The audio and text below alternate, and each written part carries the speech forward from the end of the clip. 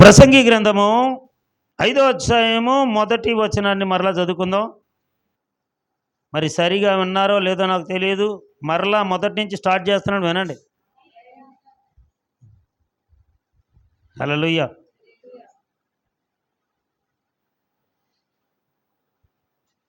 నీవు దేవుని మందిరమునకు పోయినప్పుడు నీ ప్రవర్తన జాగ్రత్తగా చూచుకొనుము.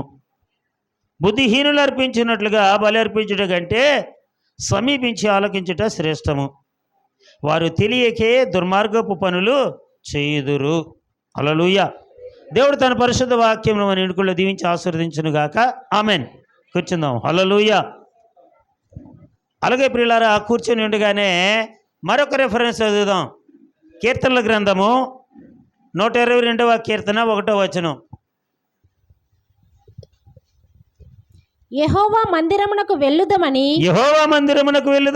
జనులు నాతో అనినప్పుడు నేను సంతోషించి తిని. దేవుని మందిరానికి వెళ్దామన్నప్పుడు మరి ప్రజలు వారిలో వారు మాట్లాడుకుంటూ ఉన్నప్పుడు దావీదు ఆ మాటలు విని సంతోషిస్తూ ఉన్నాడు. హల్లెలూయా. ఎవరు సంతోషించాలి? దేవుని ప్రజలు ఎవరైతే దేవుని మందిరానికి వెళ్తున్నామన్నారో వాళ్ళు సంతోషించాలి కదండి. అయితే వాళ్ళు మాట్లాడుకుంటూ ఉంటే పక్కన ఉన్నటువంటి దావీదు సంతోషిస్తున్నాడండి. హల్లెలూయా. ఎందువల్ల సంతోషిస్తున్నాడు, ఎందువల్ల ఆనందిస్తున్నాడు అంటే చెప్పాను గతంలో. ఎందువల్ల సంతోషిస్తున్నారు వాళ్ళు? ఒకవేళ వాళ్ళు ఈరోజు మ్యాట్నీ సినిమాకి వెళ్దాము అని ఉంటే సంతోషించేవాడా? ఈరోజు షాపింగ్ మాల్కి వెళ్దాము, ఖరీదైనటువంటి వస్తువులు కొనుక్కుందాం, ఇంట్లో కావాల్సినవంటే సంతోషించేవాడా? మరి దేనికి బట్టి సంతోషిస్తున్నాడు? మనం దేవుని మందిరమునకు వెళదాము రండి అని తన ప్రజలు వారిలో వారు మాట్లాడుకుంటూ ఉండగా ఏమన్నాడండి? వారిని చూసి సంతోషిస్తూ ఉన్నాడు. హల్లెలూయా. ఎందుకంటే ప్రియులారా, వారు ఆశీర్వదించబడిన జనాంగమని దావీదు ప్రత్యక్షతలో అతడు గ్రహించాడు కాబట్టి ఆనందిస్తూ ఉన్నాడండి. హల్లెలూయా. పిల్లరా, వారు వెళ్ళిన వారు దావీదుకి ఏమన్నా ఇచ్చారా సంతోషించడానికి? లేకపోతే దావీదుకి ఏదైనా చేస్తానన్నారా సంతోషించడానికి? లేదు ప్రజలారా. ఆ ప్రజలందరూ కలిసి దేవుని సన్నిధికి వెళ్తున్నారంటే వీరు పూర్ణాత్మతో, పూర్ణ బలముతో, పూర్ణ శక్తితో, ఆత్మతో, సత్యముతో దేవుణ్ణి ఆరాధించడానికి వీరు వెళుతున్నారంటే వీరు ఖచ్చితంగా దీవించబడిన ప్రజలై ఉంటారు. వీరు దీవెనకు, ఆశీర్వాదానికి కారకులై ఉంటారని మరి దావీదుకు తెలుసు కనుక సంతోషిస్తూ ఉన్నాడు. హల్లెలూయా. మరి హెజ్కేలు భక్తుడు విన్నాడు మాటలు. దావీదు ఎలా ఉన్నాడు? ప్రసంగి భక్తుడైతే అన్నాడు మీ ప్రవర్తన జాగ్రత్త చూసుకోండి అన్నాడు. మరి హెజ్కేలు భక్తుడైతే అంటున్నాడు, ఏమంటున్నాడో తెలుసా? 33వ అధ్యాయము 30వ వచనం నుంచి 33వ వచనం వరకు చూడండి. 33వ అధ్యాయం హెజ్కేలు 30వ వచనం. మరియు నరపుత్రుడా నీ జనుల గోడ దగ్గరను ఇంటి ద్వారములందును నిలువబడి నిన్ను గూర్చి మాట్లాడుదురు. ఒకరినొకరు చూచి పోదము రండి యెహోవా యొద్ద నుండి బయలుదేరు మాట ఎట్టిదో చూతము రండి అని చెప్పుకొనుచున్నారటండి. హల్లెలూయా. చూసారండి, ఏ దావీదు దగ్గర అయితే ఏంటంటే దేవుని మందిరానికి వెళ్దాం రండి అన్నారు. ఇక్కడైతే ఏం మాట్లాడుకున్నారు? మనం దేవుని సన్నిధికి వెళ్దాం, అక్కడ దేవుడు ఏం మాట్లాడతాడో మనం విందాం రండి, దేవుడి మాట ఎట్టిదో చూద్దాం రండి అని ప్రజలు మాట్లాడుతూ ఉంటే అక్కడ ప్రవక్త గ్రహిస్తూ ఉన్నాడు, అక్కడ చూస్తూ ఉన్నాడు. నా జనులు రాదగిన విధముగా వారు నీ యొద్దకు వచ్చి. ఏంటండి ఈ ప్రజలు ఎలా వస్తున్నారటండి? రాదగిన విధంగానే వచ్చారు. ఈరోజు ఆదివారం కదా, చర్చికి వెళ్ళాలి కదా, దేవుని సన్నిధిలో ఉండాలి కదా అని రాదగిన విధంగానే వస్తున్నారు. నా జనులైనట్టుగా నీ ఎదుట కూర్చుండి. నా జనులు అంటే దేవుని యొక్క జనులైనట్టుగానే దైవజనుడి ఎదుట కూర్చుంటున్నారు.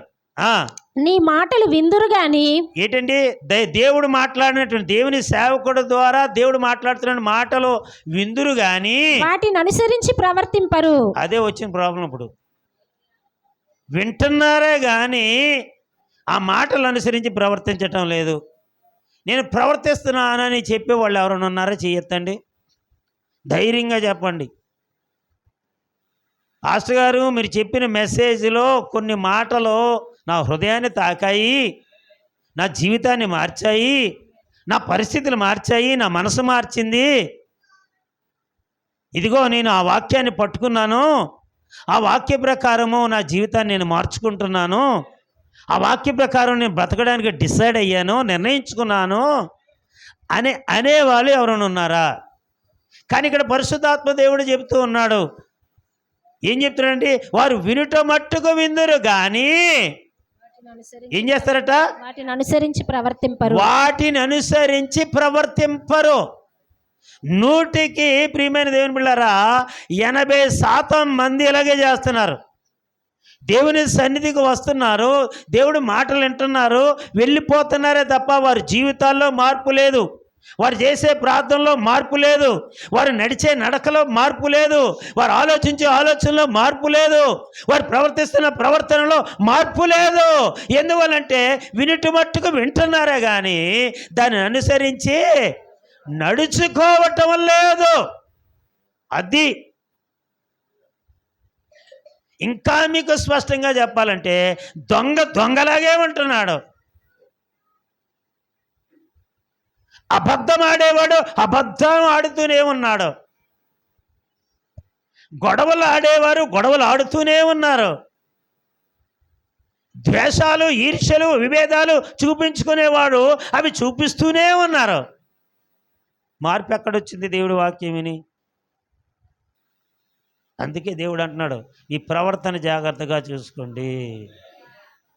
హల్లెలూయా. చదువమ్మా. వారు నోటితో ఎంతో ప్రేమ కనపరచుదురు గాని. అబ్బా, praise lord brother, praise lord sister.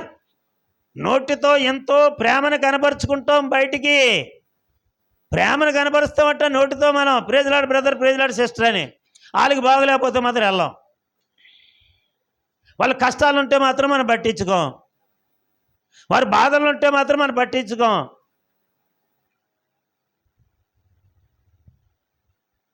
నోటితో ప్రేమను ఎంతో కనపరుస్తాం కానీ వారి హృదయము లాభమును అపేక్షించుచున్నది. ఈ బ్రదర్ దగ్గరికి వెళ్తే నాకేం వస్తుంది, ఆ సిస్టర్ గారి దగ్గరికి వెళ్తే నాకేం వస్తుంది, లాభాన్ని అపేక్షిస్తుందట అంతరంగం. ఈ బ్రదర్తో ఉంటే నాకేం వస్తుంది, ఈ బ్రదర్తో స్నానం చేసాం అనుకో నాకేం వస్తుంది,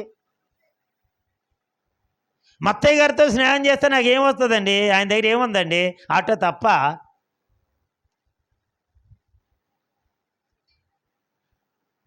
జానుబాబుతో వెళ్తే నాకేం వస్తుంది, ఏమొస్తుంది, ఏముంది తన దగ్గర? హృదయం ఏమొచ్చేస్తుందటండి, లాభాన్ని అపేక్షిస్తుందట. మరి మీ ప్రవర్తన ఎలాగ ఉంది? ఇటువంటి ప్రవర్తన ఉండొచ్చా? ఒక ఆత్మీయ సహోదరుడితోటి ఆత్మీయ సహోదరితోటి నువ్వు సరైనటువంటి ప్రేమతో దైవికమైన ప్రేమతో నువ్వు వారితో ఉండలేకపోతున్నావంటే, వారితో కలిసి నడవలేకపోతున్నావంటే, వారితో కలిసి నీ జీవించలేకపోతున్నావంటే, ఒకరి పట్ల ఒకరి ప్రేమను ఆప్యాయతను అనురాగాన్ని మీరు చూపించుకోలేకపోతున్నారంటే మీ ప్రవర్తన ఎలాగుంది?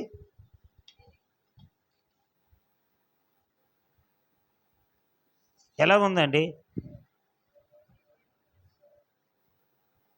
అర్థమవుతుందా? లాభం ఆపేక్షించుతున్నది. వారి హృదయం ఏం చేస్తుందండి? లాభాన్ని ఆపేక్షించుతున్నది.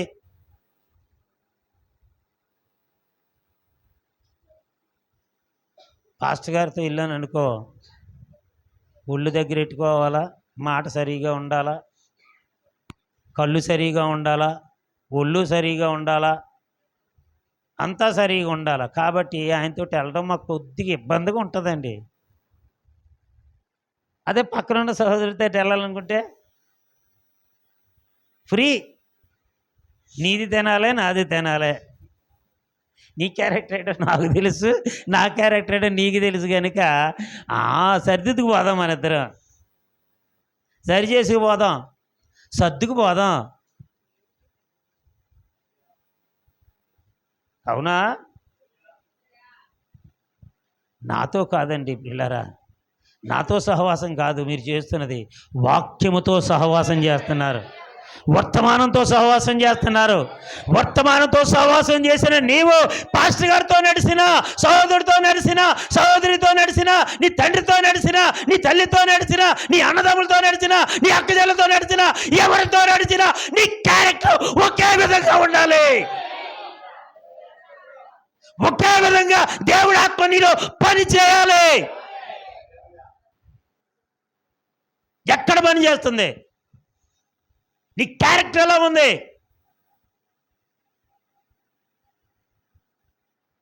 మనుషులతో ఉన్నప్పుడు ఒకలాగా, వారు లేని తర్వాత ఒకలా మారిపోతుంది నీ క్యారెక్టర్.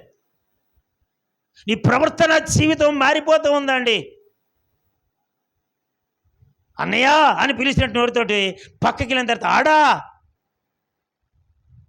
చెల్లి అని పిలిచినటువంటి నోటితోటి అదే,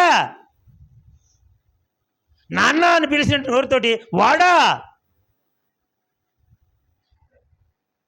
చిన్న చూపు, క్యారెక్టర్ మారిపోతుంది.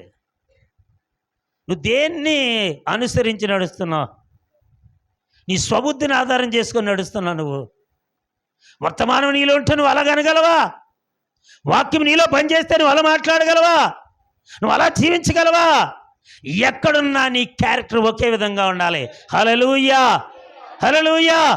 యోసేపు యొక్క జీవితంలో చిన్నతనం నుంచి కూడా అతడు చనిపోయినంత వరకు కూడా తన క్యారెక్టర్లో మార్పు లేదు. క్యారెక్టర్లో మార్పు లేదు. శ్రమలు పొందినప్పుడు అదే క్యారెక్టర్ కలిగి ఉన్నాడు. సంతోషంలో ఉన్నప్పుడు అదే క్యారెక్టర్ కలిగి ఉన్నాడు.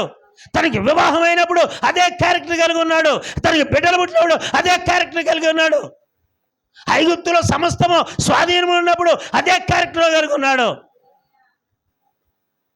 పోతిఫర్ భార్య తన దగ్గరికి వచ్చినప్పుడు కూడా అతడు అదే క్యారెక్టర్లో ఉన్నాడు.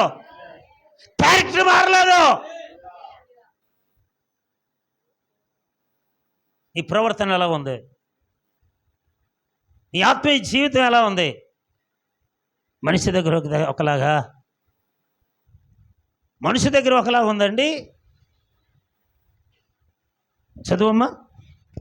నీవు వారికి వాద్యము బాగుగా వాయించుచు మంచి స్వరము కలిగిన గాయకుడుగా ఉన్నావు. ఎవరెవరో వీళ్ళు? పాస్టర్ గారు, సేవకుడు ఎలా ఉన్నాడటండి? వాద్యములు వాయించుచు ఏంటండి? మంచి గాయకుడు, మంచి స్వరము కలిగిన గాయకుడిగా ఉన్నావు. వారు నీ మాటలు విందురు గాని, వారు నీ మాటలు వింటారు. పాస్టర్ గారు భలే చెప్పారు, భలే చెప్పారు, వీళ్ళే చెప్పారు. మాస్టర్ మాటలు వింటారు, నీ మాటలు విందురు కానీ వాటిని అనుసరించి నడుచుకొనరు. వాటిని అనుసరించి నడుచుకోరండి. మళ్ళీ కిందకు వెళ్ళిన తర్వాత మళ్ళీ పందే. ఈ మేడగదిలో ఉన్నంతసేపు కూడా పక్షిరాజే, పక్షిరాజు పిల్లలే. కిందకి దిగిన తర్వాత కొందరు పందులు, కొందరు కాకులు.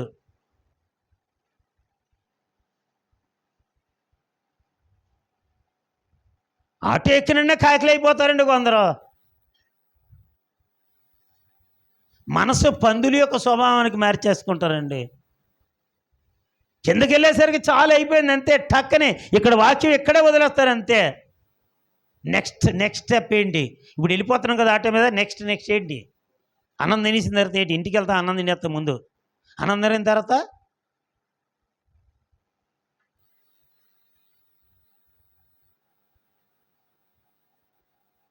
పిల్లరా, గద్దింపుతో కూడిన వాక్యము పెంతెకోస్తు దినాలలో నేను భక్తి చేస్తున్నప్పుడు ఆ గద్దింపుతో కూడిన వాక్యం వినినప్పుడు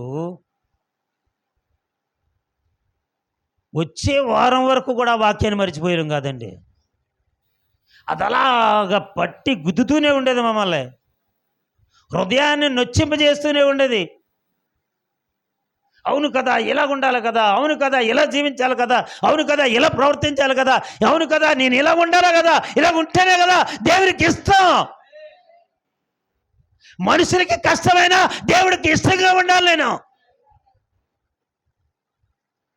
నేను దేవుని కొరకు బ్రతకాలి కదా.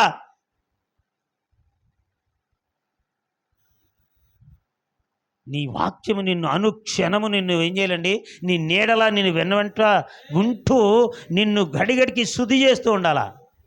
నీ వాక్యాన్ని, ఆ వాక్యం నిన్ను ఏం చేయాలి, నీ అంతరంగంలో ఉన్నటువంటి కీలకలలోనికి, మూలుగలలోనికి, మాంసంలోనికి అది ప్రభావితమై నిన్ను అనువనువడా తన వధువుగా మార్చాలి.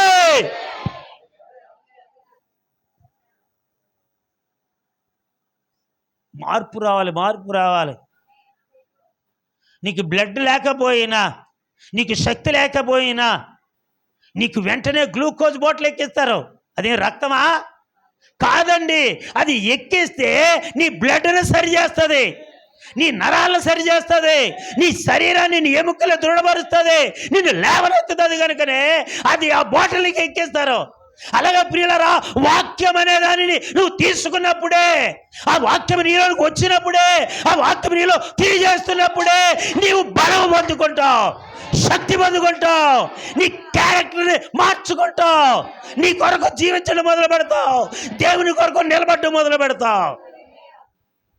దేవునికి స్తోత్రం. హల్లెలూయా, హల్లెలూయా.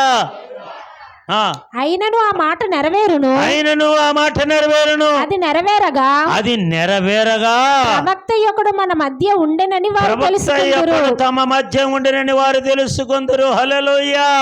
ప్రియులారా, ఈ రోజు చెప్పిన మాటలు మీరు అనుకుంటున్నారు, కిందకెళ్తే మీరు మర్చిపోవచ్చేమో, కానీ ఈ ధ్వనిలో ఉన్న ఈ వాక్యం మాత్రము ఎప్పటికీ కూడా చెరిగిపోదండి.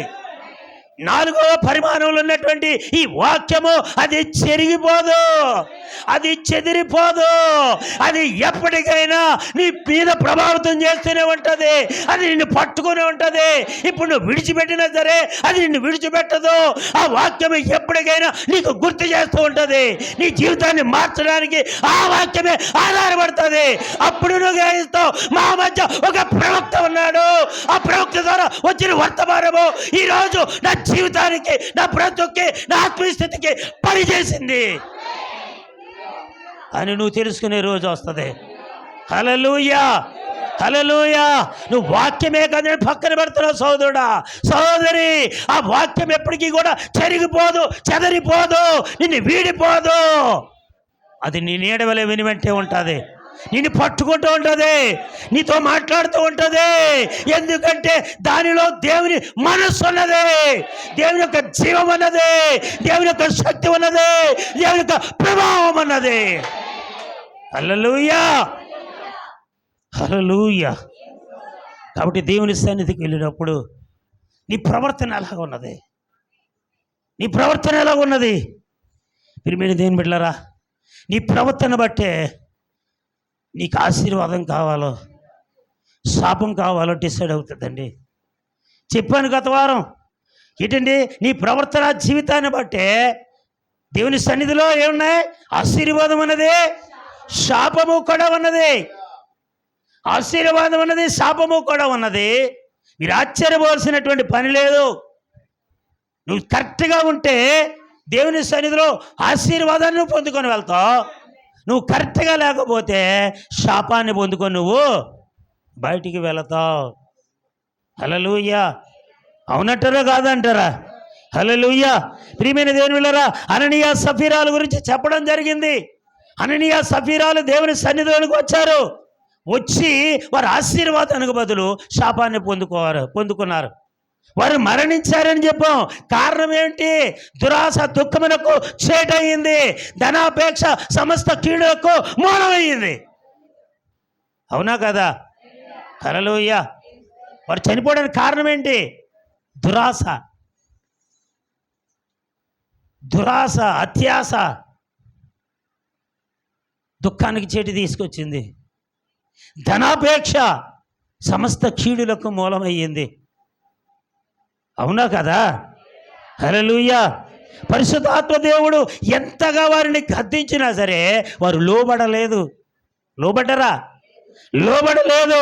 కృపకు బదులు తీర్పు పొందుకున్నారు వాళ్ళు. కృప అక్కడే ఉన్నది దేవుని సన్నిధిలో, తీర్పు అక్కడే ఉన్నది. అయితే వారు కృపను తీసుకోక తీర్పును తీసుకొని వెళ్ళారు.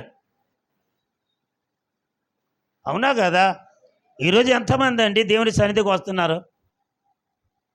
మేము ఆశీర్వదించబడ్డాం 20 సంవత్సరాలు అవుతుంది, యేసుక్రీస్తు నమ్ముకొని 15 సంవత్సరాలు అవుతుంది, 10 సంవత్సరాలు అవుతుంది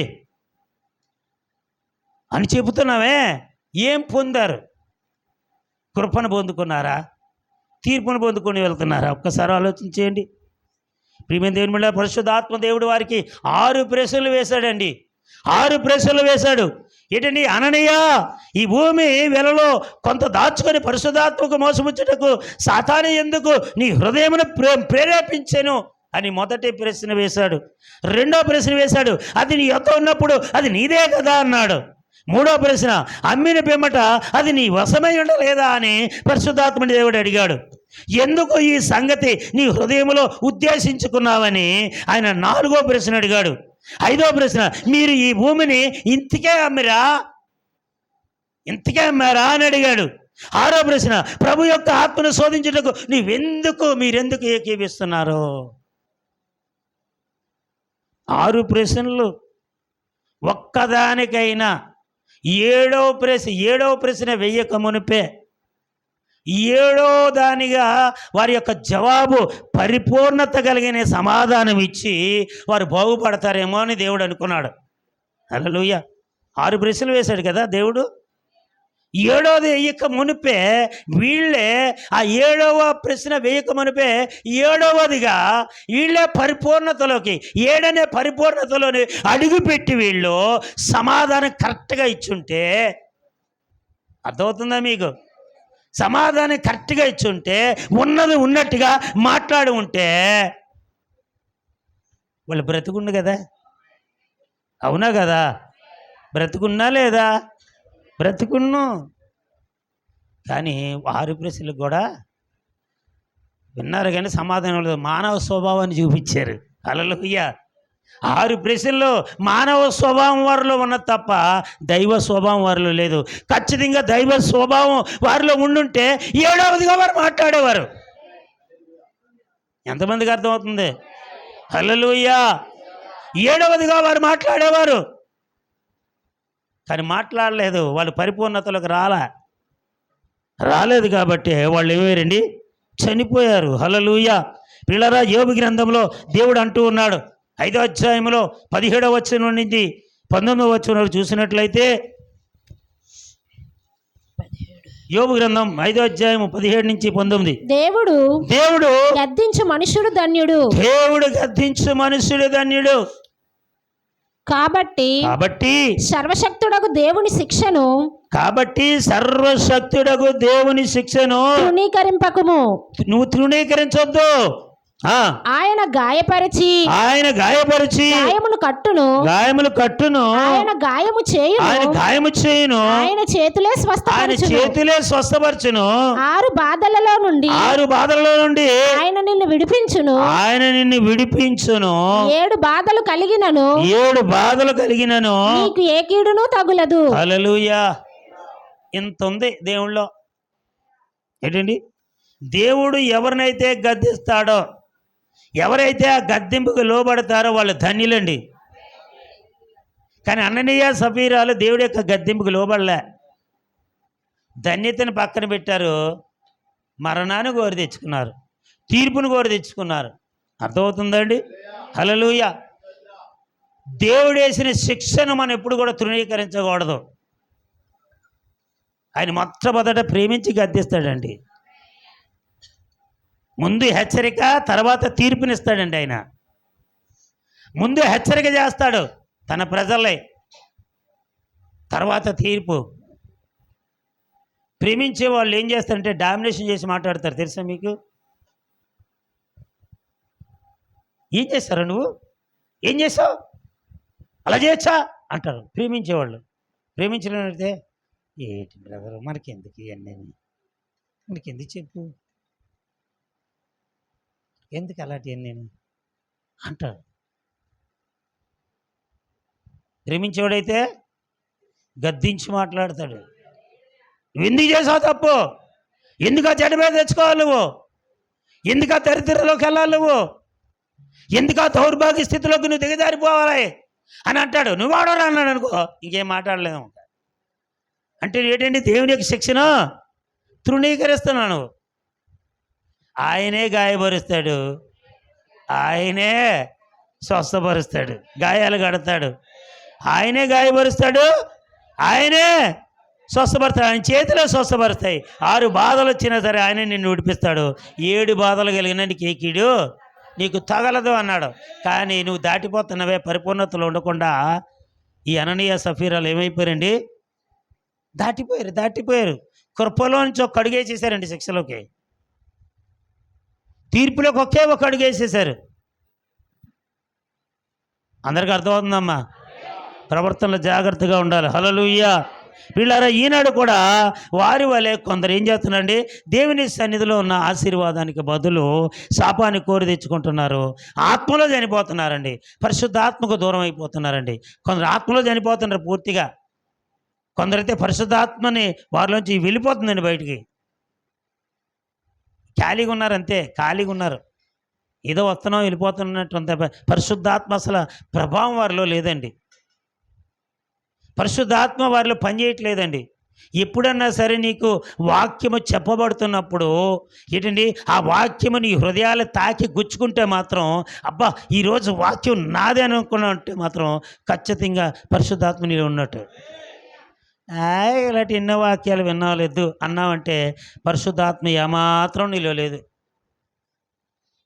ఆ సూచనలు లేవు అసలు. పరిశుద్ధాత్మ నీలో ఉంటే ఈరోజు దేవుడు నాతోనే మాట్లాడాడు, నా బ్రతుకుడు గురించి మాట్లాడాడు, నా పరిస్థితులు మాట్లాడాడు దేవుడు. కాబట్టి నేను మార్చబడతాను, నేను సరి చేసుకుంటాను, నేను చక్కదిద్దుకుంటాను అన్న వారిలోనే పరిశుద్ధాత్మ దేవుడు పని చేస్తున్నాడని లెక్క. ఇటువంటి స్పందన లేకపోతే స్వచ్ఛబడినటువంటి శరీరం ఎలాగుంటుందో వాళ్ళు అలాగే ఉంటారు. పక్షవాతం వచ్చిన వ్యక్తికి చేయి చూసి ఇలా పైకెత్తి వదిలేయండి, ఇలా పడిపోతుంది మళ్ళీ. ఎందువల్ల? ఇలా పట్టుకొని ఇలా పైకెత్తి వదిలేస్తే ఇలా పడిపోద్ది. ఎందువల్ల? చేయి చచ్చిపడిపోయింది, అందులో జీవం లేదు. అలాగ నువ్వు ఉండొద్దు, నువ్వు అలాగ ఉండకూడదనే దేవుడు నీకు పరిశుద్ధాత్మనిచ్చాడు. దేవుడు నీకు పరిశుద్ధాత్మనిచ్చాడు. ఆ పరిశుద్ధాత్మలో ఉన్నటువంటి శక్తి నీ మీద ప్రభావితం అవడానికే, నీ జీవితం మారడానికే, నీ పరిస్థితులు మారడానికే, నీ స్థితిగతులు మారడానికే దేవుడు పరిశుద్ధాత్మనిచ్చాడు. హల్లెలూయా. అతిక్రమంలో దాచిపెట్టేవాడు వర్ధిల్లడు, వాటిని ఒప్పుకొని విడిచిపెట్టేవాడే కనికరం పొందుతాడని చెప్పాం. ఏంటండి, మనం చేసిన తప్పుల్ని వెంటనే మనం ఒప్పుకోవాలి, వాడిని విడిచిపెట్టాలి. విడిచిపెడితేనే, ఈ రెండూ చేస్తేనే మనం క్షమించబడతాం. ఏంటండి, ఒప్పుకుంటేనే విడిచిపెడితేనే మనం క్షమించబడతాం, లేకపోతే లేదు. వర్ధిల్లుదాం, లేకపోతే లేదండి. హల్లెలూయా. హల్లెలూయా. పిల్లరా, ఆది కాండంలో మనం చూసినట్లయితే, ఆది కాండంలో మనకు తెలుసు 3వ అధ్యాయంలో 9 నుంచి 13వ వచనం వరకు చూసినట్లయితే ఆదాము హవ్వలు దేవుని సన్నిధిలో ఉన్నారు. ఎక్కడున్నారు? దేవుని సన్నిధిలో ఉన్నారు. దేవుని సన్నిధి ఎక్కడుంది? ఏదేనులో ఉన్నది. హల్లెలూయా. ఏదేను దేవుని సన్నిధేనా? అవునా కాదా? హల్లెలూయా. అంటే ఆదాము హవ్వలని దేవుడు ఎక్కడ సృష్టించాడు? దేవుని సన్నిధిలో. హల్లెలూయా. ప్రియులారా, మీకు ఒక విషయం చెప్పనా? దేవుడు తన స్వరూపంలో తన పోలికల్లో ఏంటండి నిర్మించక మునుపు వారిని పరలోకములో తన యొక్క జీవకణములో దాచబడినటువంటి ఈ ఆదాముని అక్కడే సృజించాడు. అక్కడ దేవుని సన్నిధిలో ఆత్మీయమైన పరలోకములో వారిని సృజించాడు. భూమి మీద కూడా దేవుని సన్నిధిని ఏర్పాటు చేసి, ఏదైనా దేవుని సన్నిధిని ఏర్పాటు అక్కడ నిర్మించాడు. అంటే ఎల్లప్పుడూ కూడా నీవు నేను కూడా ఆయన సన్నిధిలో ఉండాలనేదే దేవుని యొక్క ఉద్దేశమైనది. ఆయన ఎలాగున్నాడో మనము అలాగ ఉండాలనేదే దేవుని యొక్క ఉద్దేశమైనది. ఆయన ఎలాగా తన ప్రవర్తనలో నడుచుకొని జీవించాడో అలాగే మనము కూడా నడుచుకొని జీవించాలన్నదే దేవుని యొక్క ఉద్దేశమైనది. కాబట్టి ప్రియులారా, అక్కడ ఆయన నిర్మించాడు, సృజించాడు. ఇక్కడ ఆయన భూమి మీద ఏదేను దేవుని సన్నిధిని ఏదేనులో నిర్మించాడు. అర్థమవుతుందా? హల్లెలూయా. ఏదేళ్ళు ఉన్నారు. ఏదేళ్ళు ఉన్నారంటే ఏంటండి, వారు దేవుని సన్నిధిలో ఉన్నారు. దేవుని సన్నిధిలో ఉన్నారంటే వారు లోబడి జీవించవలసిందేనా? చెప్పండి. దేవుని సన్నిధిలో ఉన్నట్టు ఇప్పుడు మీరు ఇక్కడ ఉన్నారమ్మా, నేను చెప్పిన మాట మీరు వినవలసిందేనే కదా. ఈ సేవకుడిగానే ఉన్నాను కనుక, సంఘానికి భర్తగా ఉన్నాను కనుక మరి మీరు వినవలసిందేనా లేదా? హల్లెలూయా. అలాగే ఏదైనా తోటలో దేవుని సన్నిధిలో ఆదాము అవ్వలో దేవునితో ఉన్నారు, మరి దేవుని మాట వినాలి కదా, దేవునికి లోబడవలసిందే కదా, దేవుడు చెప్పినట్లు చేయవలసిందే కదా. కానీ వాళ్ళు ఏం చేశారండి? అపవాది మాటలు అన్నారు, పాపంలో పడ్డారు. దేవుడి మాటలు వినాలి, దేవుడి మాటలకు లోబడాలి, దేవుడి వాక్య ప్రకారం జీవించాలి. వాళ్ళు ఏం చేశారండి? అపవాది మాటలు విన్నారు, పాపంలో పడ్డారు. అవునా కదా? అపవాది ఎక్కడున్నాడు? అక్కడే ఉన్నాడు. వాడును పరలోకంలో ఉన్నప్పుడు లూసిఫర్గా ఉన్నాడు, దూతగా ఉన్నాడు. ఏంటండి, ఈ భూమి మీదకి తోసివేయబడినప్పుడు అక్కడికి వచ్చాడు. వాడు ఎక్కడుంటే అక్కడ ఉంటాడండి. దేవుని యొక్క కార్యం ఎక్కడుంటే అక్కడికి వస్తాడు. వాడికి అధికారం ఉన్నది. వచ్చాడు అక్కడికి, అక్కడే ఉన్నాడు. వాడి పని వాడు చేయడం మొదలుపెట్టాడు. దేవుడి పని దేవుడు చేయడం మొదలు పెడితే వాడి పని వాడు చేయడము మొదలుపెట్టాడండి. విన్నారా? వీళ్ళు విన్నారు కదా, అపవాది మాటలు విన్నారు. దేవుడి మాటలు వినాలా, అపవాది మాటలు వినాలా? పిల్లలు చెప్పండి. ఈరోజు దేవుని యొక్క సన్నిధిలో ఉన్నటువంటి మీరు ఆ రోజు యెహోవా మాటలు, దేవుడి మాటలు ఆదాము అవ్వలు వినవలసి ఉన్నది. ఈరోజు సంఘానికి భర్త అయినటువంటి నీ సేవకుడి మాటలు, ఆ దేవుని మాటలు మీరు వినాలా వద్దా? మరి వేరే వారి మాటలు ఎందుకు వింటున్నారు? వేరే వారి మాటలకి మీ జీవితంలో ఎందుకు ప్రాధాన్యత ఇస్తున్నారు? వేరే వారి యొక్క ఉద్దేశాలు చొప్పున మీరు ఎందుకు నడుచుకుంటున్నారు? వేరే వారి యొక్క మనస్తత్వాలు బట్టి మీరు ఎందుకు మసలుకుంటున్నారు?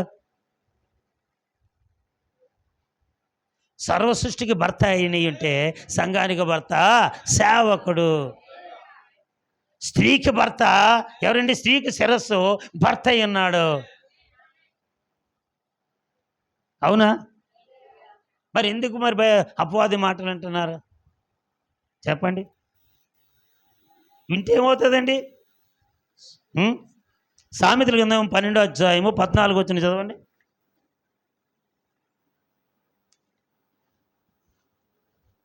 సామెతలు 12:14.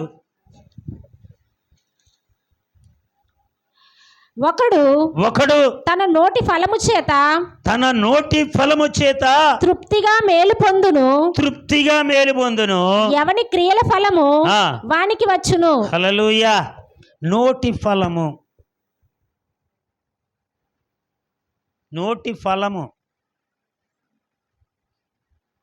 నువ్వు మాట్లాడే మాట కూడా దేవుడి మాట వినకపోవడం ఏంటండి? దేవుడు వద్దన్న పని చేయడం. దేవుడు వద్దన్న పని చేయడం నోటి ఫలం. వద్దు అని చెప్పాడా? ఇదిగో ఈ 2 చెట్లు ఉన్నాయా? వీటిని ఏమన్నాడు? ఓ దాన్ని ముట్టుకోవద్దన్నాడు, ఓ దాన్ని తినవద్దన్నాడు. అన్నాడా లేదా? అన్నాడా? మంచి చెడ్డల తెలివినిచ్చే జీవవృక్షాన్ని ముట్టుకోవద్దు, తినొద్దు అన్నాడు. దాన్ని అసలు టచ్ చేయొద్దు అన్నాడు, అసలు దాని జోలికి పోవద్దు అన్నాడు. అన్నాడా లేదా? ఇది ఎలాగన్నాడు? నోటి ఫలం. అర్థమవుతుందా? నోటి ఫలము దేవుని మాట. ఆ మాటకు వాళ్ళు ఏం చేశారండి? విధేయత చూపలేదు, తృప్తిగా మేలు పొందలేదు. వాళ్ళు నోటి ఫలము చేత తృప్తి మేలు పొందాలంటే నువ్వు దేవుడి మాట వినాలి. నువ్వు వినలేదు కాబట్టి యవన క్రియల ఫలము వారికి వచ్చాను. వారు ఏ ఫలాన్ని అయితే తిన్నారో ఆ ఫలాన్నే కోసుకున్నారు. వాళ్ళు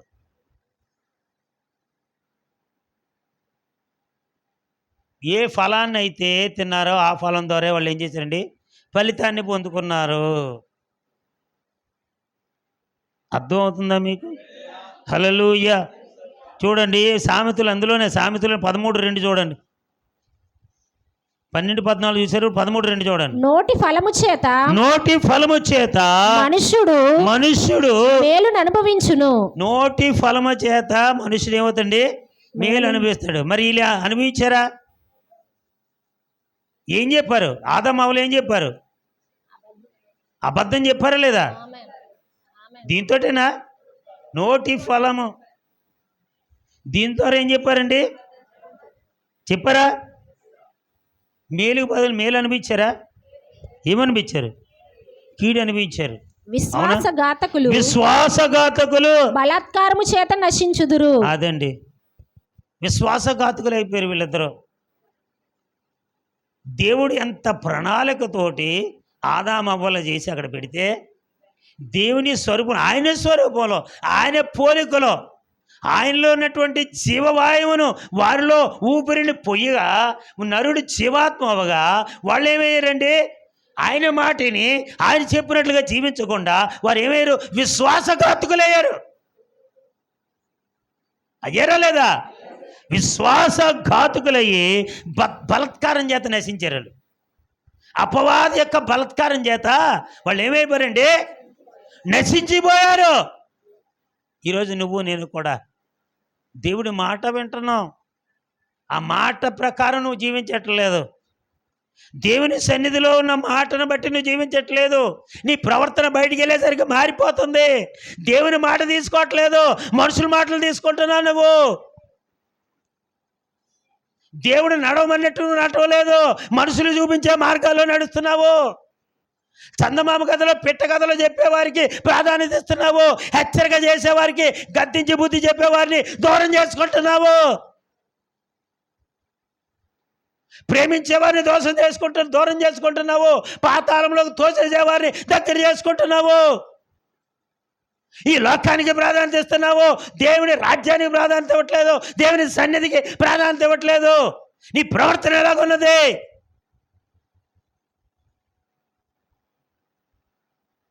అర్థమవుతుందా? హల్లెలూయా. సామెతలు 18:20 వరకు. ఒకని నోటి ఫలము చేత వాని కడుపు నిండును. ఒక్కడి నోటి ఫలము చేత వాడు కడుపు నిండిందట. నోటి ఫలము చేత తినొద్దన్న పండు తిని పర్లేదు, ఏం కాదు. నోటి ఫలము చేత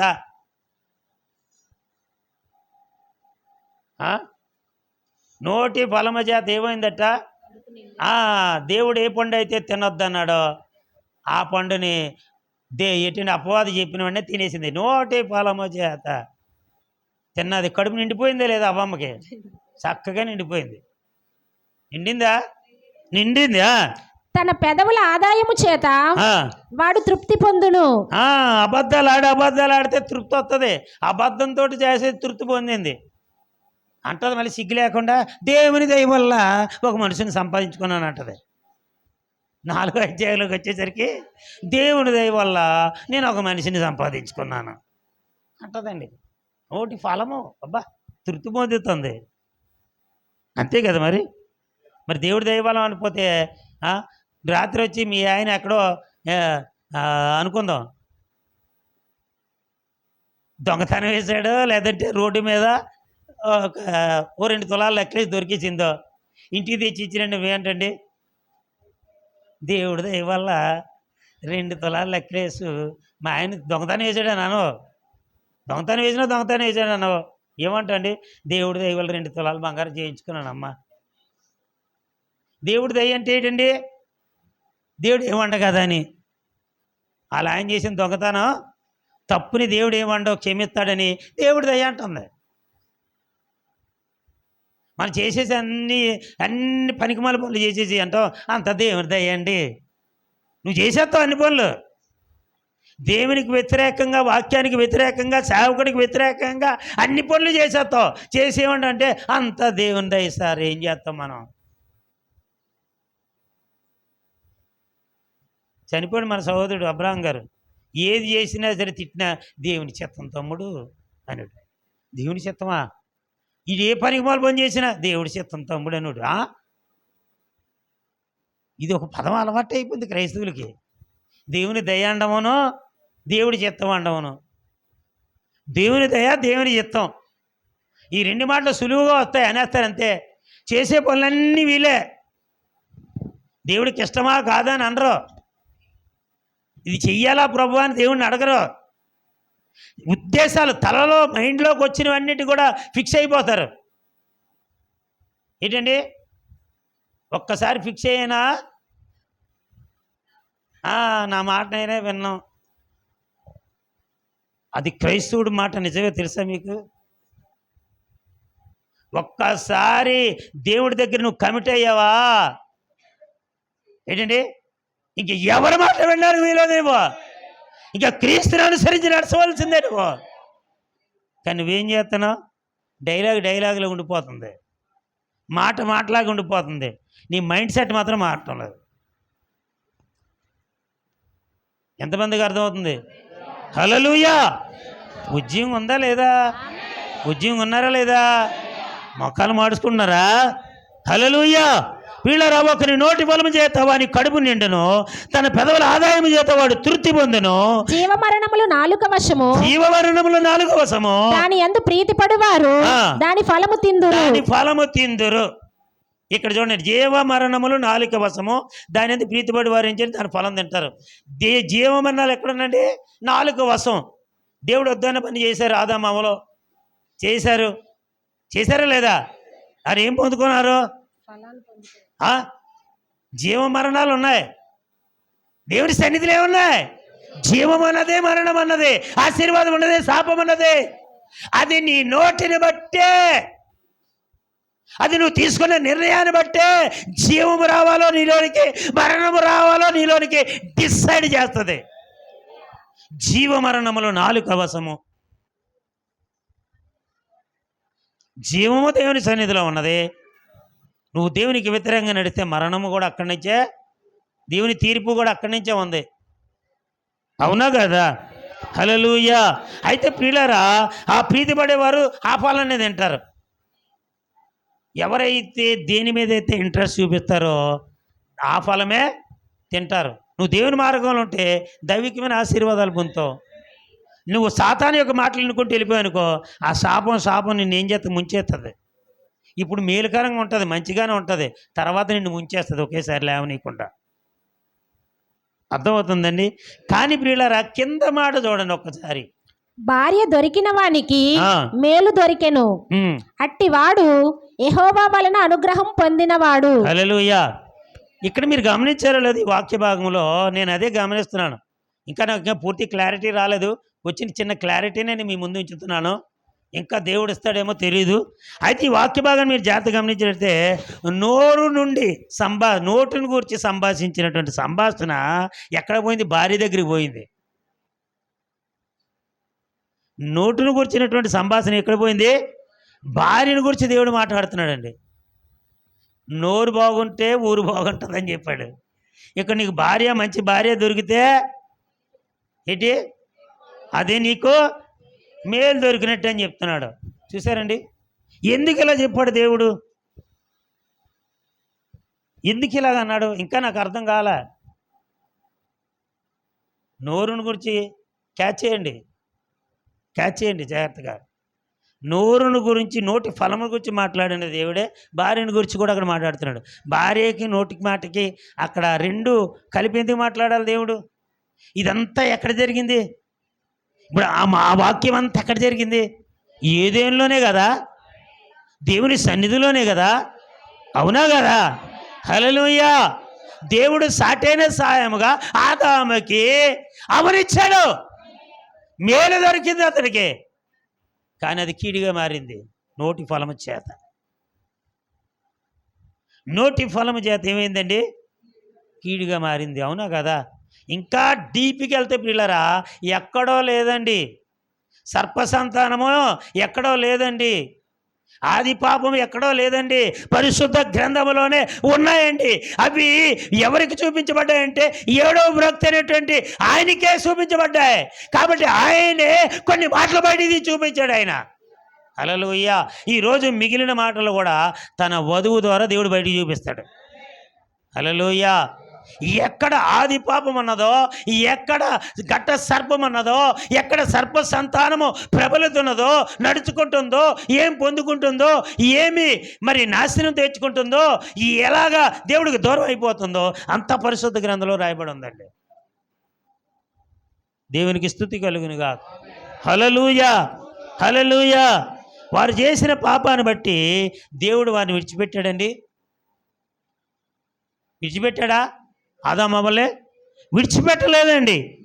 వారు చేసిన తప్పుని వారు ఒప్పుకునేలాగా ప్రశ్నిస్తూ ఉన్నాడు. దేవుడు ఎంత కృపామయుడండి.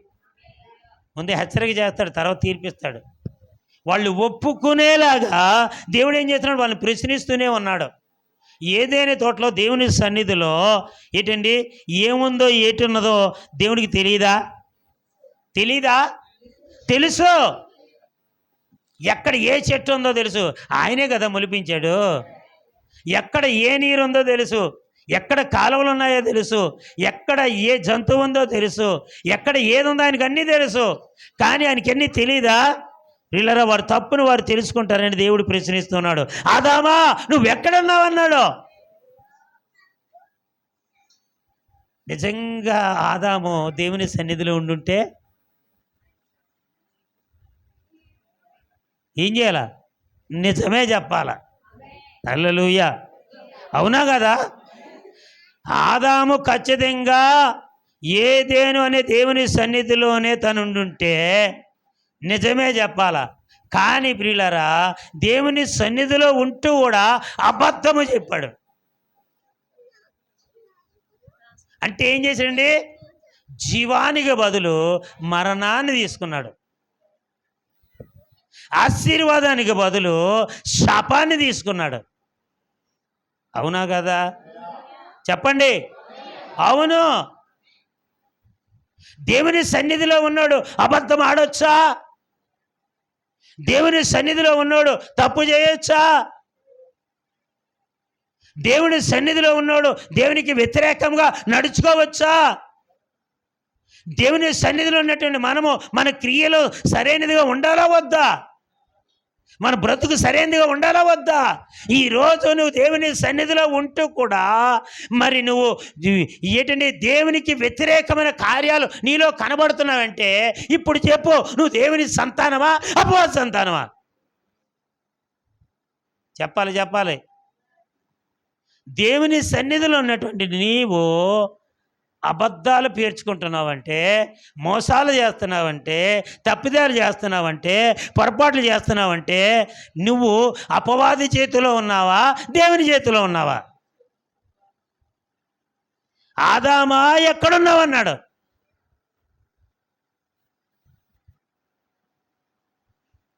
ఆ చెట్టు చాటున ఉన్నాడన్న సంగతి తెలుసు. కానీ ప్రభువా నేను తప్పు చేశాను ప్రభువా, ఎక్కడున్నావు అనేది కాదు. అక్కడ వెంటనే ఆ పక్క నుంచి బయటకు వచ్చి ఏమలా, ప్రభువా నేను తప్పు చేశానయ్యా, నన్ను క్షమించయ్యా అని పరిశుద్ధాత్మ దేవుని చేత ఒప్పింపజేయబడితే అసలు ఆదాముకి శిక్ష పడేది కాదు. అక్కడ అర్థమవుతుందా? అవ్వమ్మకి శిక్ష పడేది కాదు. కానీ వాళ్ళిద్దరూ కూడా ఏం చేశారండి? నోటి ఫలము చేత మామూలు ఫలాన్ని తినేశారు, తినొద్దన్న పండుని తినేశారు. నోటి ఫలము చేత కూడా ఏం చేశారు? దాన్నే కోస్తున్నారు. నోటి ఫలము చేత వచ్చినటువంటి పంటనే వాళ్ళు ఏం చేస్తున్నారు?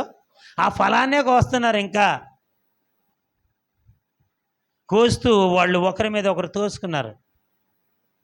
నేను కాదంటే ఆదాము నేను కాదు ఆవిడే అన్నాడు. ఆవిడకి వచ్చితే నేను కాదు, ఇల్లుగో సర్పమే. ముగ్గురు దోసుకున్నారు. అక్కడ రాయలేదు కానీ నేను అనుకున్నాను సర్పం కూడా అని ఉంటుందేమో. నాకు బుద్ధి లేక ఏదో మాట్లాడతాను, వీళ్ళకి బుద్ధి ఉండొద్దు అన్నదేమో. నేను తినిమంటే తినేస్తారా వీళ్ళు? ప్రభువా చెప్పు నువ్వు, నేను తినిమంటే వీళ్ళు తినేస్తారా?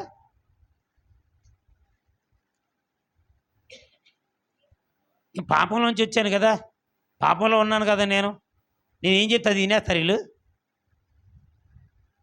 అన్నాడు అనుకో. ఏం చేస్తాడు? వీళ్ళు అవునా? సరే దానికి సరైన ఆన్సర్ అవ్వలేదు. రెండో మాట అన్నాడు, నీవు దిగంబరమని నీకు తెలిపిన వాడెవడు? వాళ్ళు అంతవరకు ఏం కలిగి ఉన్నారండి? మహిమ వస్త్రాన్ని కలిగి ఉన్నారు. ఇప్పుడు వారు దిగంబరని వారు తెలిసిపోయింది. ఆకులు చుట్టుకున్నారు. మీకు దిగంబరం అని తెలిపిన వాడెవరు? అంటే వాళ్ళు ఎంత తప్పు చేశారో వాళ్ళు తెలుసుకునేటట్టుగా దేవుడు మాట్లాడుతున్నాడు. మహిమ వస్త్రాన్ని పోగొట్టుకున్నారు. నాతో కలిసి ఉండే ఆ గొప్ప భాగ్యాన్ని పోగొట్టుకున్నారు. ఆ మహిమ వస్త్రాన్ని పోగొట్టుకున్నారు. ఆ థియోఫిన్ బాడీని పోగొట్టుకున్నారు మీరు. అంటున్నాడా లేదా? ఎంత తప్పు చేశారు మీరు. మరలా అంటున్నాడు, నీవు తినకూడదని నేను నీకు ఆజ్ఞాపించిన ఫలములు తింటివా? నేను ఏ ఫలమైతే తినొద్దానని అది తిన్నారా మీరు అని అడిగాడు. స్త్రీని కూడా అడిగాడండి దేవుడు. ఏమని అడుగుతా, నీవు చేసింది ఏంటి అసలు? ఆదాముకేం తెలీదు. అంటాడు యెహోవా స్త్రీతో అంటాడు, నీవు చేసింది ఏమిటి? అసలు నువ్వు చేసింది ఏంటి? అసలు నీ పెత్తనం ఏంటి? అసలు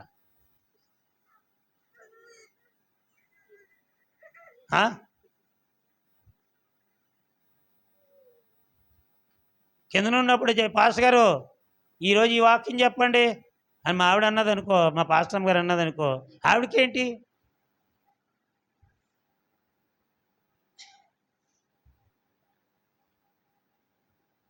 ఆవిడకేంటి? పరిశుద్ధాత్మ దేవుడు ఏది ఇస్తే అదే చెప్తా. పరిశుద్ధాత్మ దేవుడు ఏం మాట్లాడమంటే అది మాట్లాడతా. ఇదే చెప్పండి అన్నాను. ఆవిడకేంటి?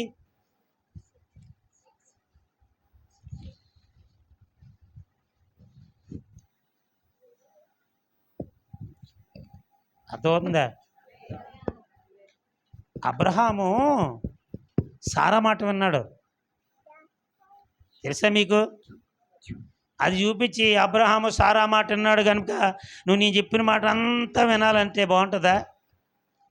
ఏం చెప్పండి? ఏ మాట విన్నాడు, ఏ మాట వినలేదు, అవి కూడా తెలుసుకోవాలి కదా. ఏ మాట ఆవిడ అన్నది, ఏ మాటకు ఆయన విన్నాడు, ఏ మాటకు లోబడ్డాడు?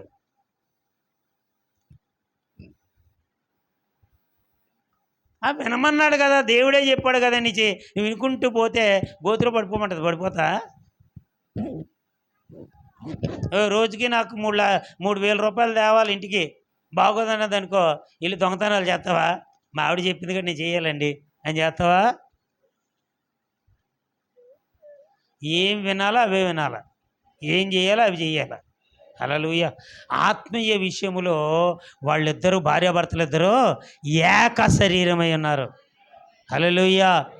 శరీర సంబంధంగా కూడా ఏక శరీరమై ఉన్నారు. కానీ శరీర సంబంధమైనటువంటి విషయాలలో ఏంటండి, కొన్ని విషయాలు ఏకీభించి ఉంటాయి, కొన్ని విషయాలు ఏకీభించలేని ఉంటాయి.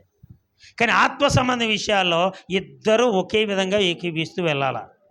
అందుకే అంటాడు, నీ కౌగిట్లో ఉన్నటువంటి భార్య దగ్గర కూడా నీ నోరు కాపు పెట్టుకో. ఎలా మాట్లాడాలో, ఎలా చేయాలో, నీ భార్యని ఎలాగా ప్రేమించాలో, ఎలాగా తనని మరి నీ వెనక నీతో ఎలా నడిపించబడాలో, ఎలాగా మీ ఇద్దరు దీవెనకరంగా మార్చబడే అన్నీ తెలుసుకోవాలండి.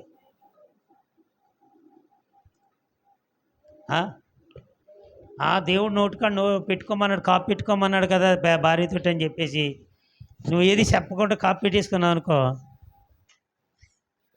ఏమవుతుంది? అప్పుడు దేవుని వాక్యానికి విరుద్ధంగా నువ్వు నడుస్తున్నట్టు అవుతుంది. ఇదేంటండి పాస్టర్ గారు వాక్యం చెప్పిన బట్టే కదా నేను చేశాను అలాగా. నీ కౌగిట్లో ఉన్న భార్య దగ్గర నీ నోటు జాగ్రత్త పెట్టుకోమన్నావు కదా, మరి ఆ వాక్యాన్ని బట్టిగా చేశానంటే ప్రతిదాని. అందుకే ధ్యానించేవాడు ధన్యుడండి. వాక్యాన్ని చదివేవాడు వినివాడు కాదు, ధ్యానించేవాడు ధన్యుడు. హల్లెలూయా. నువ్వు ధ్యానిస్తే దాని లోతేటో ఎత్తేటో నీకు తెలుస్తుంది. ఏది చేయాలో ఏది చేయకూడదో నీకు తెలుస్తుంది. నీ ప్రవర్తన ఎలా ఉంచుకోవాలో నీకు అర్థమవుతుంది. నీ ప్రవర్తన బట్టే సమస్తం మారుతుందండి. దేవునికి స్తోత్రం. హల్లెలూయా. వీళ్ళరా మరి వాళ్ళిద్దరికీ బిడ్డలు పుట్టారు, కయ్యను హేబేలు పుట్టారు వాళ్ళిద్దరూ కూడా ఏం చేశారండి, దేవుని సన్నిధికి ఒక బలిపీఠాలు కట్టారు. ఇద్దరు కూడా దేవుని సన్నిధిలో వాళ్ళిద్దరూ కూడా బలిపీఠాలు కట్టారు. దేవుని సన్నిధి ఇద్దరు కట్టారు, ఇద్దరు అర్పణలు అర్పించారు. అవునా కాదా? హల్లెలూయా. అర్పణలు అర్పించారు ఇద్దరు కూడా. కానీ ఒక అర్పణ మాత్రం దేవుడు స్వీకరించాడు, ఒక అర్పణ దేవుడు స్వీకరించలేదు. కారణం ఏమిటి? అది మీ అందరికీ తెలుసు. ప్రవక్త రకరకాలుగా వర్తమానాల్లో అక్కడ అక్కడ అక్కడ అక్కడ అక్కడ కొన్ని మాటలు హేబేలు కయ్యేని యొక్క అర్పణల గురించి స్పష్టతనిచ్చుకుంటూ వెళ్ళాడు ఆయన. ఎన్నో ఉంటాయండి, చాలా విషయాలు. ఈ హేబేలు కయ్యేని యొక్క అర్పణలో ప్రవక్త గారు తన వర్తమానాల్లో చాలా దిక్కల కొన్ని మాటలు చెప్తూ ఉంటాడండి ఆయన. వాళ్ళు చేసినటువంటి క్రియలన్నీ కూడా, హల్లెలూయా, వాళ్ళు చేసినటువంటి అర్పించిన అర్పణల గురించి కూడా చెప్తారండి. అక్కడ కూడా మరి పిల్లరా కయ్యిని దేవుడు ప్రేమించాడండి. అందరూ ద్వేషించాడు అనుకుంటారు, కానీ కయ్యిని కూడా దేవుడు ప్రేమించాడండి. ప్రవక్తే చెప్తాడు, కయ్యిని దేవుడు ప్రేమించాడు కనుకనే ప్రశ్నలు వేశాడు. ప్రేమించేవాడే ప్రశ్నలు వేస్తాడు, ప్రేమించేవాడే సరిదిద్దడానికి చూస్తాడు, ప్రేమించేవాడే గద్దిస్తాడు. హల్లెలూయా. కాబట్టి కయ్యిని ప్రేమిస్తూ ఉన్నాడు, హేబేల్ని ప్రేమించాడు, కయ్యిని ప్రేమిస్తున్నాడు. ఇంకా మారుతాడేమో అని ఏంటండి, కయ్యినితో కూడా దేవుడే స్వయంగా మాట్లాడాడండి. వాళ్ళిద్దరు అర్పణలు అర్పించిన తర్వాత వీళ్ళరా ఎక్కువగా సంభాషించింది ఎవరితోటంటే హేబేలుతో కాదు, దేవుడు కయ్యినితో ఎక్కువ సంభాషించాడు. నీకు అర్థమవుతుందా? కయ్యినితో ఎక్కువ సంభాషించాడు దేవుడు. కయ్యను, నీకు కోపమేలా? ముఖం చిన్నపుచ్చుకున్నావేంటి? నువ్వు సత్క్రియలు చేస్తే నేను ఏంటండి చేసుకుంటే తలెత్తుకోవా నువ్వు? నీ తమ్ముడైన హేబేలు ఎక్కడున్నాడు చెప్పు? ఎంత చక్కగా మాట్లాడాడండి. పశ్చాత్తాపం కలిగినటువంటి వర్తమానాన్ని అందించిన, శిలువ త్యాగమును గురించినటువంటి మాటలు అక్కడ ఆయన చెప్పినా, కల్వరిలో జరిగినటువంటి శిలువ యాగాన్ని గురించి అక్కడ తమ్ముడు చంపించినటువంటి అన్నకి బోధిస్తున్నాడు ప్రభువారు. కలువరి శిలువలో యేసు ప్రభువారు మరణించిన మరణాన్ని ఇక్కడ ఏం చేస్తున్నాడు? కయ్యంతో మాట్లాడుతున్నాడు. పాపక్షమాపణ పొందడానికి, ఆ శిలువ వైపు కయ్యను చూడడానికి, ఆ రక్తములో మరలా తన తప్పులు తాను ఒప్పుకోవడానికి అక్కడ ఏం చేస్తున్నాడండి? శిలువ మరణమును గురించిన వర్తమానాన్ని కయ్యనికి దేవుడు బోధిస్తున్నా సరే అతడు తెలుసుకోలేకపోయాడు. అక్కడ అధికారి అన్నట్టు, అక్కడ యూదులు అన్నట్టు మా మీదకి మా పిల్లల మీదకే ఈ శిక్ష మాకు వచ్చునుగాక అన్నట్లుగానే ఇక్కడ కయ్యను తెలుసుకోలేకపోయాడు. ఇంత వర్తమానం వచ్చినా సరే కయ్యను తన మనసు ఏటో గుర్తించలేకపోయాడు, తను చేసిన తప్పేటో తను తెలుసుకోలేకపోయాడు, దేవునికి లోబడలేకపోయాడు, తమ్ముడు గురించి పశ్చాత్తాపం పొందలేదు. ఎందుకంటే కయ్యను దుష్టుని సంబంధి. కయ్యను ఏంటండి? దుష్టుని సంబంధి. దుష్టుని యొక్క క్రియలన్నీ కూడా పరిపూర్ణంగా కయ్యనులో ఉన్నాయి కనుక అతడు దేవుని మాటను తీసుకోలేదు. పిల్లరా, ఈరోజు నేను అంటున్నాను పిల్లరా, దేవుని సన్నిధికి వచ్చిన నీవు, దేవునితో సహవాసం చేస్తున్న నీవు దేవుని మాటలు తీసుకోకుండా అపవాది మాటలు తీసుకొని ఎందుకు నువ్వు పతనం అయిపోతూ ఉన్నావు? దేవుని మాటలు ఎందుకు తీసుకోవట్లేదు? ఇంత వర్తమానం వచ్చినా సరే నువ్వు ఎందుకు తీసుకోవట్లేదు? ఇంత బలమైనటువంటి వాక్యము వచ్చినా సరే నువ్వు ఎందుకు తీసుకోవట్లేదు? దేవుడే స్వయంగా వచ్చి ఆ శిలువ మరే ధ్యానం గురించి బోధించాడే కయ్యోనికి.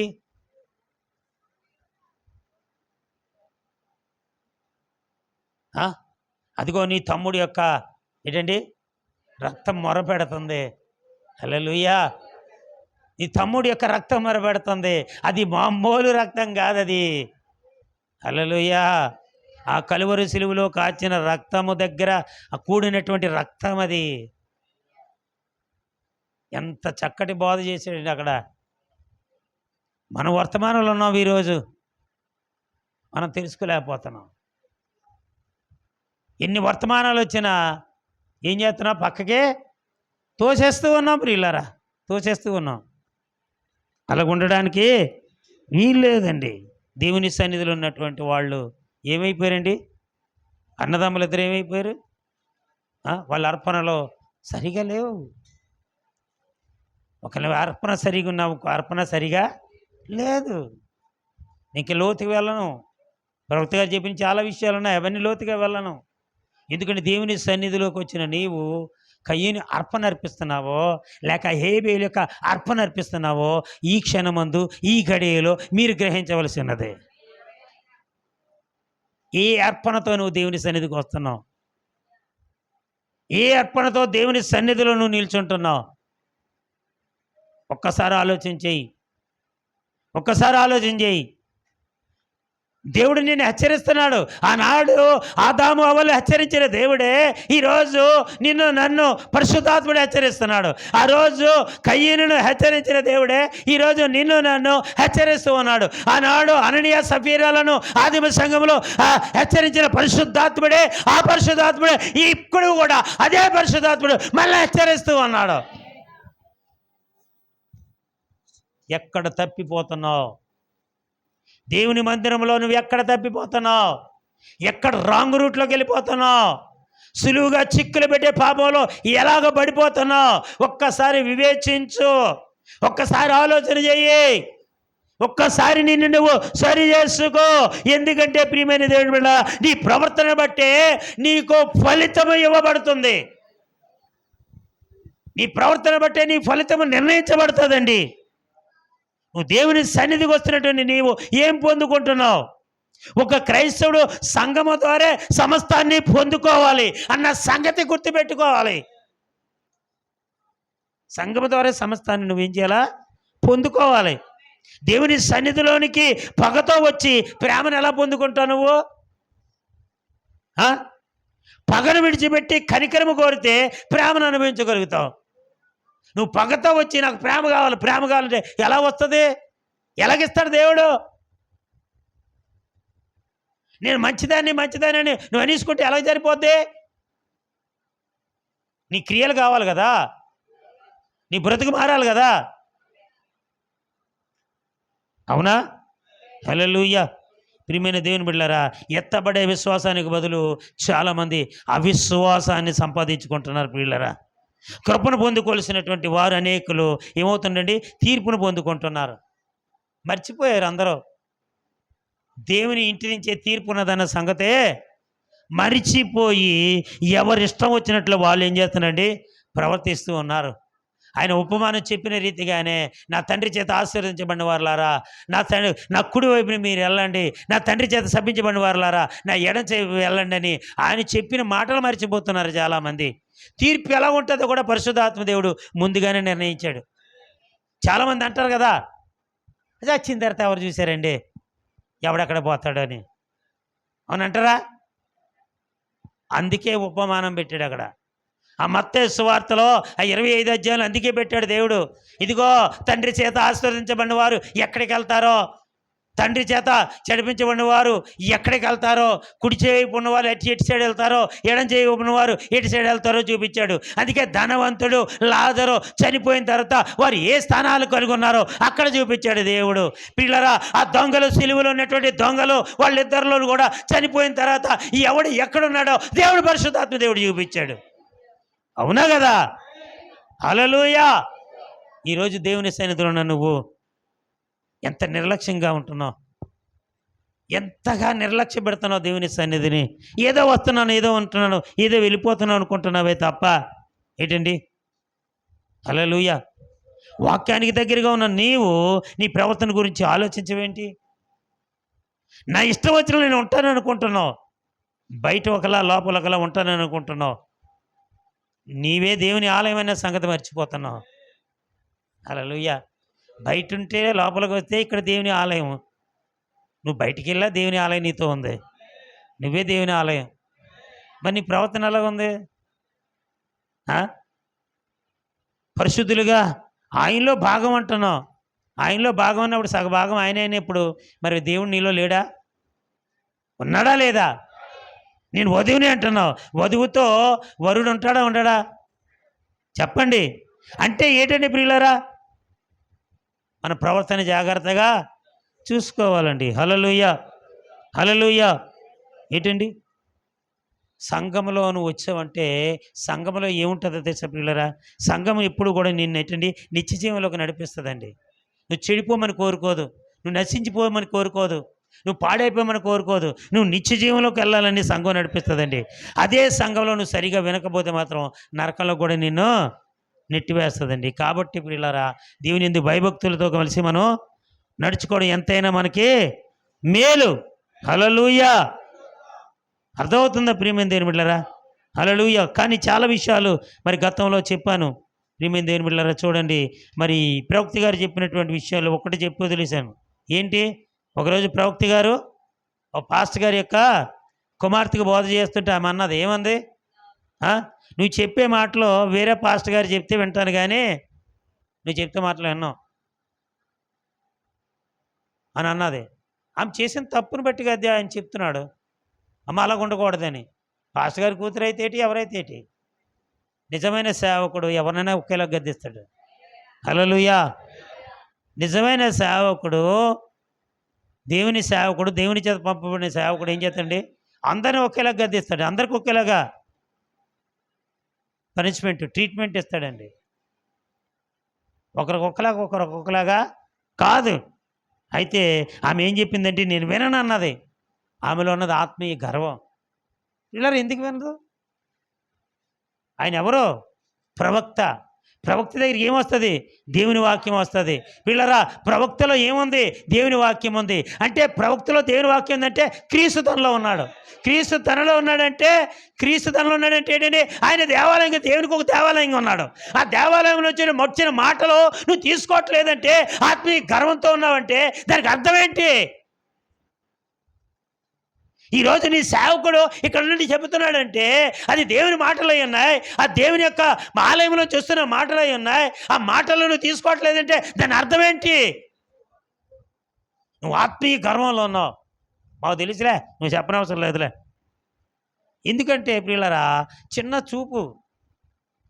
నేను అనుకుంటున్నాను, 7వ తరగతి చదువుకున్నాడు, ప్రవక్త మాటలు సరిగా ఉండవు, మోసేలాగా నత్తివాడు, మాటలు సరిగా ఉండవు, హుందాతనంగా కనబడ్డావు, సింప్లిసిటీగా కనబడతాడు. ఈయన సేవకుడేటి? అంతే కదండి. సూటు బూట్ వేసుకొని కారులోంచి ఇలా దిగామనుకో, పరిగెడతారండి.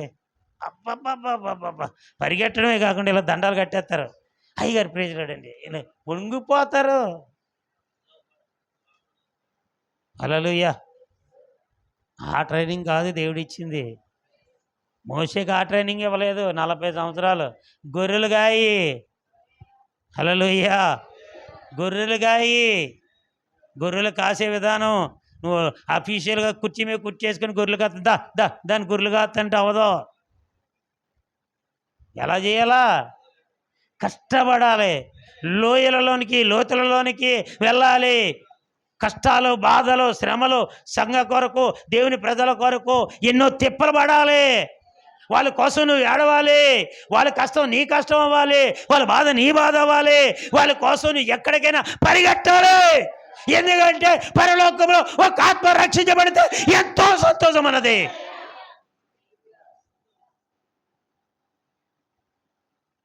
నిజమైన సేవకుడు చేయవలసిన పని అది. సూటి బూటి వేసుకొని నీ ముందుకు వచ్చి నిలబడితే వాళ్ళకు చూసి విధేయత చూపడం కాదు.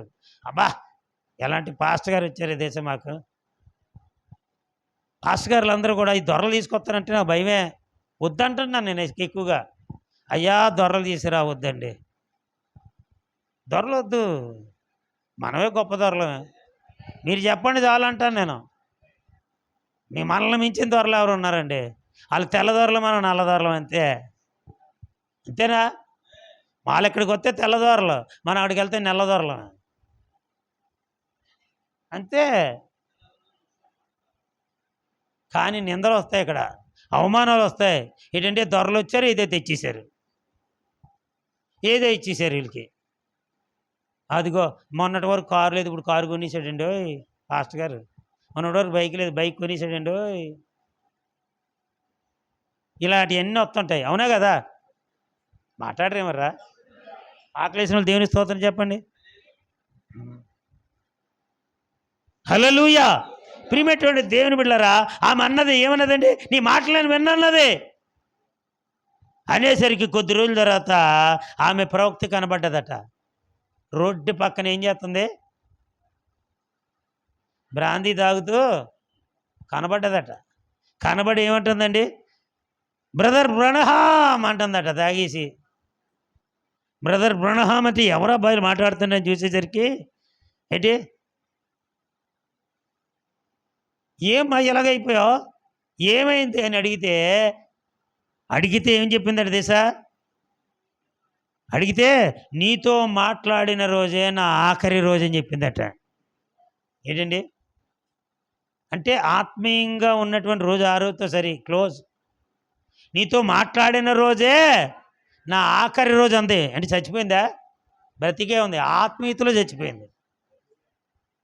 ఆఖరి రోజు అని చెప్పిందట. భ్రష్టత్వంలోకి వెళ్ళిపోయిందట. పిల్లల దేవుని సేవకుడు అంటే ఆసామాసి కాదండి. దేవుని సేవకుడు అంటే దేవుడు సేవకుడు ఎప్పుడు కూడా ఎల్లప్పుడూ కూడా వాక్యాన్ని మోస్తూ ఉంటాడు, వాక్యాన్ని పట్టుకొచ్చి మీకు బోధిస్తూ ఉంటాడు, ఆ వాక్యంలో నిన్ను చూసుకుంటూ ఉంటాడు, ఆ వాక్యంలో నిన్ను పెంచాలనుకుంటాడు, ఆ వాక్యంలోని ఆశీర్వాదాలన్నీ నువ్వు పొందుకోవాలని కోరుకుంటాడు. అటువంటి సేవకుడే వాక్యము కలిగిన సేవకుడై ఉన్నాడు. ఆ సేవకుడు నువ్వు తృణీకరిస్తున్నావంటే, చిన్నచూపు చూస్తున్నావంటే నీకు ఆశీర్వాదం కాకపోతే, శాపం కాకపోతే ఆశీర్వాదం ఎలాగొస్తుంది? బ్రాంతి తాతు రోడ్డు మీద పాలైపోయింది. నీతో మాట్లాడిన రోజే నాకు ఆఖరి రోజు. ఆఖరి రోజు ఎట్ట తన బ్రతుకు బస్ స్టాండ్ అయిపోయిందండి. చూసారా ప్రియులారా?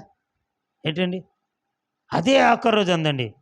ఇందువల్ల దేవుడిచ్చిన కృపను తోసేసింది, శిక్షకు పాత్రురాలు అయిపోయింది ఆమె. ఏంటండి నేను ఈ లోకంలో పడి నశించిపోయానని చెప్పిందటండి. నేను ఈ లోకంలో పడి ఆ రోజు నీ మాట విని ఉండుంటే నా జీవితం బాగున్నా, నేను ఈరోజు నశించిపోయాను నేనని బాధపడుతూ చెప్పిందండి. ప్రియులారా నేను చెప్తున్నానండి, ఇందాక చదువుకున్నాం యెహెజ్కేలు గ్రంథంలో. ఏంటండి ఆ దినమును మీరు తెలుసుకుందరు, ప్రవక్త మీ మధ్యన ఒకడున్నాడని, ఆ మాట నెరవేర్చబడిందని ఆ రోజు మీరు తెలుసుకుందరు. వీళ్ళారా ఈ రోజు కూడా నేను చెప్తున్నాను, కాకపోతే డే టు టైం కూడా రాసుకోండి. సేవకుడు చెప్పిన మాటలు ఎవరైతే వినలేదో, నేను ఎవరి గురించి అయితే బాధపడుతున్నానో, ఎవరి గురించి అయితే స్ట్రిక్ట్ రూల్స్ పెట్టి నేను ఖచ్చితంగా మాట్లాడి మీ తప్పులు చెప్తున్నానో వాళ్ళందరూ కూడా రాసి పెట్టుకోండి. ఒకనొక దినాన్న మీ పరిస్థితి ఎలా ఉంటుంది ఒక్కసారి ఆలోచన చేసుకోండి. ఆ రోజు మా సేవకుడు చెప్పాడు, నన్ను ప్రేమించే చెప్పాడని పశ్చాత్తాపడే దినాలు వస్తాయి మీకు. ఎవరైతే వాక్యానికి లోబడరో, ఎవరైతే వాక్యానికి విధేయత చూపరో ఒకనొక దినాన్ని తెలుసుకుంటారు. పిల్లరా టైం డేట్ కూడా రాసుకోండి. హల్లెలూయా, హల్లెలూయా. రాసుకోండి ప్రియులారా. మన ప్రవర్తన జీవితము సరిగా లేదండి. హల్లెలూయా. మరొక స్త్రీ అంటుంది సర్పసంతానంలో, మరొక స్త్రీ ఏంటంటే ప్రవక్తతో అంటుంది, నువ్వు చెప్పే వర్తమానం మా ఆవులకు కూడా వద్దు. ఏంటమ్మా ఇంత? నువ్వు చెప్పే వర్తమానం మా ఆవులకు కూడా వినవు, వద్దు, మా ఆవులకు కూడా వద్దు. మాకు ఎంత నిర్ణయం తీసుకుంది, ఆవులకు కూడా వద్దట. అంటే సేవకుడు అంటే చిన్న చూపా? ఓహో ఎక్కువ చదువు లేదు, ఎక్కువ మర్మాలు తెలీదు, 7 ముద్రల సంఘంలో బోధించలేదు, సంఘకాలాలు బోధించలేదు, పాస్టర్ గారి చిన్న చూపా? చెప్పండి.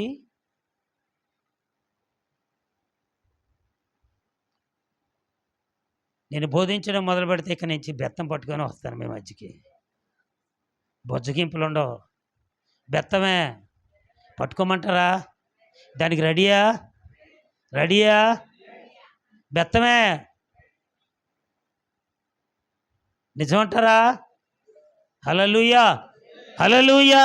ప్రియులారా, సేవకుడు అంటే నువ్వు చిన్న చూపు చూడొద్దు. ఆయన ఏడో తరగతి చదువుకున్నటువంటి సేవకుడికి దేవుడు 7 ముద్రలు తెరిచాడు, 7 సంఘకాలాలు తెరిచాడు. ఈ రోజు ఆ రోజు జరిగిపోయిన రోజు ఏది జరుగుతుందో అని ముందుగా తన ప్రత్యక్ష ద్వారా వ్రాసాడు. ఆ వర్తమానాన్ని ఎరిగిన నీవు నేను కూడా ఎవరిని చిన్న చూపు చూడొద్దు, ఎవరిని తక్కువ అంచనా వేయొద్దు, ఎవరిని కూడా తోళ్ళాడుకోకండి. గద్దించే వాళ్ళని ప్రేమించడం మొదలు పెట్టండి, మిమ్మల్ని శిక్షించే వారిని ప్రేమించడం మొదలు పెట్టండి. ఎవరైతే నిడుగా తీస్తున్నారో వాళ్ళతో నువ్వు క్లోజ్గా ఉండండి, హృదయపూర్వకమైన ప్రేమను కనబరచండి. ఒకానొక దినం వస్తుంది. హల్లెలూయా. సహోదరులందరూ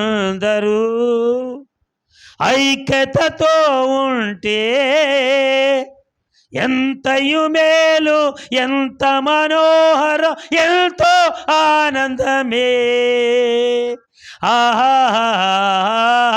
హల్లెలూయా. ఓహో హోసన్నా లా లా లా లా లా లా. హల్లెలూయా. ఆమేన్.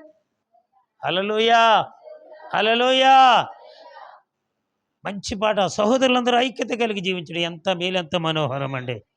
హల్లెలూయా. ఒక కుటుంబంలో ఉన్న వారు కొట్టుకోవచ్చు, కొట్టుకుంటారు, తిట్టుకుంటారు, గసురుకుంటారు, కోపగించుకుంటారు, 2 రోజులు మాట్లాడడం అనేస్తారు, 3 రోజులు మాట్లాడతారు, మళ్ళీ కుటుంబం కలవాలా? ఏ కార్యం జరగాలన్నా కుటుంబం కలవాలా? ఆ కుటుంబం కలగపోతే పరిశుద్ధాత్ముడు వారి మధ్య ఉండడు. అలాగే సంఘంలో కూడా ఐక్యత కావాలా. ఐక్యత లేకపోతే మాత్రం నువ్వు దీవించబడవు, ఎదుటోడు దీవించబడ్డావు, ఎవరు కూడా ఆశీర్వదించబడరు. ఐక్యత ప్రాముఖ్యమైనది. పరిశుద్ధాత్మ ఐక్యత ప్రాముఖ్యమైనది. ఐక్యతకు ప్రాధాన్యత ఇవ్వాలా. హల్లెలూయా. హల్లెలూయా. చాలామంది చెప్పలేకపోతున్నారు. హల్లెలూయా. హల్లెలూయా. ఏంటండి ప్రియులారా, ఒకరోజు ఆయన భర్త వచ్చాడు ఆమె దగ్గర, పాస్టర్ గారి దగ్గర, ప్రవక్త దగ్గరికి వచ్చి అంటున్నాడు. ఏంటండి, ప్రవక్త దగ్గరికి వచ్చి అంటున్నాడు, నా భార్య నిన్ను తీసుకుని రమ్మంది పాస్టర్ గారు, ప్రవక్త గారు. ఆమె చనిపోయే పరిస్థితిలో ఉన్నది, నీకు క్షమాపణ చెప్పుకుంటాను అన్నదే, దయచేసి మీరు రండి, మీరు ప్రార్థన మీతో చేయించుకోవాలని ఉన్నది, రండి పాస్టర్ గారు అని చెప్పేసి ఆయన చెప్పిన తర్వాత ఏంటండి, ఈ ప్రవక్త గారు సరేనమ్మా వస్తాను మీరు వెళ్ళండి అని చెప్పి వెళ్ళిన తర్వాత వెళ్ళేసరికి ఆమె చనిపోయిందండి. అక్కడ ఉన్న వారందరూ చెప్తున్నారు, అయ్యా ఆమె ఒకటే, నేను క్షమాపణ చెప్పాలి, ప్రవక్త గారికి క్షమాపణ చెప్పాలి, ఆయన త్వరగా వస్తే బాగున్ను, నేను చనిపోయేలాగా ఉన్నాను, ప్రవక్త గారికి క్షమాపణ చెప్పాలి, నాకు క్షమాపణ చెప్తేనే నాకు విడుదల. హల్లెలూయా. చూసారండి, చనిపోయే ముందు నా పిల్లలు చూడాలి, నా భర్తను చూడాలి, ఆస్తులు ఎక్కడ ఉన్నాయో చెప్పాలి అని కోరుకోలేదు ప్రియులారా. ఆమె ఏం కోరుకుంటుందండి? ప్రవక్తకి క్షమాపణ చెప్పాలి, సేవకుడికి క్షమాపణ చెప్పాలి. ఎందుకంటే అక్కడ క్షమాపణ చెప్తేనే ఆమె చనిపోతే నిత్యత్వంలోకి వెళ్తుంది. ఆమె క్షమాపణ చెప్పకపోతే నిత్యమైనటువంటి నిత్యము కానిటువంటి ఆ ఎక్కడికి వెళ్తుందంటే నరకంలో పోతుంది. అర్థమైందా మీకు? హల్లెలూయా. మీరు అనుకుంటారు చాలా ఈజీ అనుకుంటారండి, లేదండి. క్షమాపణ పోయే ముందు కూడా అంటారు ఏంటండి, ఇది హిజ్కియాతో ఏమన్నాడు దేవుడు, ఇదిగో నువ్వు చనిపోబోతున్నాడు, ఇల్లు చక్కబెట్టుకో అన్నాడు. అన్నాడా లేదా? ఏంటండి, నీ ఇల్లు చక్కబెట్టుకోమంటే అర్థం ఏంటి? ఆస్తులు పాస్తులు రాసేసి నీ పిల్లలకి ఇచ్చేమని అర్థమా? కాదండి, నీ ఆత్మీయమైన ఇల్లుని చక్కబెట్టుకో అన్నాడు దేవుడు. చక్కబెట్టుకున్నాడు. ఇలా అలాగే మన ప్రవర్తన మార్చుకోవాలా. ఏంటండి, ఆమె చనిపోయిన తర్వాత ఆయన అంటున్నాడు, అప్పటి వరకు కూడా ఆమె మీద వచ్చి ఎటువంటి కోపం లేదు ప్రవక్త గారికి, అయినా సరే ఆయన అంటున్నాడు ఏంటండి, ఇక ప్రార్థన అవసరం లేదు, చనిపోయింది కదా, ఇంక చనిపోయిన వాళ్ళకి ప్రార్థన అవసరం లేదు, ఇంకా వాళ్ళ కోసం స్మారక కొడుకులు కూడా పెట్టడం అవసరం లేదు, నీ డబ్బులు దండగ తప్ప ఏమీ లేదు. బతుకున్నప్పుడు మంచిగా చూడు చాలు. నీ కొడుకున, నీ తండ్రినైనా, నీ తల్లినైనా, నీ అన్నదమ్ములైనా, ఎవరినైనా సరే నువ్వు బతుకున్న రోజులు ప్రేమగా చూడు చాలు. చచ్చిపోయిన తర్వాత నువ్వేం చేసినా అందులో ఒక తులం కూడా వెళ్దాం, వాళ్ళకి పరలోకం తీసుకెళ్దాన్ని. నువ్వు చేసి డబ్బులు ఖర్చు పెట్టిన డబ్బులు ఏది కూడా పరలోకం తీసుకెళ్దాలి. వాళ్ళు బ్రతుకున్నప్పుడే వాళ్ళు మార్చి తీస్తే వాళ్ళు పరలోకం వెళ్తారు. హల్లెలూయా. ఇప్పుడు చెప్పండి, ఆ స్త్రీ పిల్లరా పరలోకం వెళ్ళిందంటారా? పరదేశం వెళ్ళిందంటారా? పాతాళంకి వెళ్ళిపోయిందంటారా? చెప్పండి, ఒక్కసారి చెప్పండి మీరు. చెప్పాలి. ఆమె చనిపోయింది. ఏమన్నది? క్షమాపణ కోరింది కనుక ఆమె ఖచ్చితంగా ఎక్కడికి వెళ్తుందండి? పరదేశం వెళ్తుంది. హల్లెలూయ. అందుకే అన్నాడు ప్రవక్త, ఏమన్నాడంటే ఆమె ఒక చక్కని స్త్రీ అన్నాడండి. ఆ వర్తమానంలో అంటాడు ఆమె ఒక చక్కని స్త్రీ. ఆమె క్యారెక్టర్ ఏంటో తెలియదు, ఒక్క మాటలో తెలిసిపోయింది ఆమె క్యారెక్టర్ అంతా. మొదటి మాటలో ఆమెలో ఉన్నటువంటి ఆత్మీయ గర్వాన్ని చూశాడు. చనిపోయేటప్పుడు ఆమెలో ఉన్న ఒక్క మాటలో ఏం చూశాడండి? ఆత్మీయతను చూశాడు. ఆత్మీయత లోబడి ఆత్మీయతను చూశాడు ఆయన. చూశాడు కనుకనే ఏమన్నాడండి? ఆమె చక్కని స్త్రీ అని చెప్పాడు. ప్రియమైన దేవుని బిడ్డలారా, ఈరోజు ప్రియమైన దేవుని బిడ్డలారా, ఈరోజు మన పరిస్థితి ఏంటి? మన పరిస్థితి ఏంటండి? ఒక్కసారి ఆలోచన చేయండి. ఏంటండి మన పరిస్థితి ఏంటి? మన ప్రవర్తన ఎలాగుంది? మన ఆత్మీయ స్థితి ఎలాగున్నది? పిల్లరా, ఆఖరికి ఒక మాట చెప్తున్నాను, ఎన్నిసార్లు గద్దించినా లోబడిన వారు హఠాత్తుగా నాశనం అయిపోతారటండి. అది కావాలని కోరుకుంటున్నావా? ఎందుకు నాశనానికి ముందు గర్వం నడుస్తుంది? పడిపోవడానికి ముందు ఎందుకు అహంకారమైన మనసు నీలో నడుస్తుంది? ఎందుకు ఇవన్నీ మనకు అవసరమా? అవసరం అండి. ఎందుకండి మన గర్వం? ఎందుకండి అహంకారం? ఎందుకు చెప్పండి? చేసినా ఏం ప్రయోజనం ఉందండి? అప్రమత్తత కలిగి మనం జీవించడం తప్ప, మన క్యారెక్టర్ని లెస్ అయిపోవడం తప్ప, మంచి మనస్సాక్షిని కోల్పోవడం తప్ప మనం చేసేది ఏముంది? వాళ్ళ మీద వీళ్ళ మీద ద్వేషాలు పెట్టుకోవడం, వాళ్ళ మీద వీళ్ళ మీద లేనిపోని పెట్టుకోవడం, ఇవన్నీ ఎందుకట? ఎందుకు ప్రయాసం? ప్రియమైన దేవుని బిడ్డలారా, నీ జీవితం, నా జీవితం, మనందరి జీవితం దేవుడికి తెలుసు. ఎవరిని ఏ స్థానంలో పెట్టాలో దేవుడు పెడతాడండి. ఆ స్థానాలు నువ్వు కోరుకోవద్దు. నువ్వు స్థానాలు కోరుకోవద్దండి. దేవుడు ఎవరికి ఏ స్థానాన్ని నిర్ణయిస్తాడో ఆ స్థానం ఇస్తాడు. నువ్వు ఏం చేయాలండి? విధేయత కలిగి నువ్వు నడుచుకొని వెళ్ళాలి తప్ప నువ్వు అహంకారమైనటువంటి మనస్సు కలిగి ఉండడానికి వీలు లేదండి. నీ ప్రవర్తన సరిగా చూసుకోకపోతే నీకే నష్టం అండి. ఆఖరికి ఒక మాట చెప్పి నేను ముగిస్తాను పిల్లరా. చూడండి ఏమంటాడంటే, 1 కొరింథీయులకు రాసిన పత్రిక 7వ అధ్యాయంలో 17వ వచనం చదవండి ఒక్కసారి.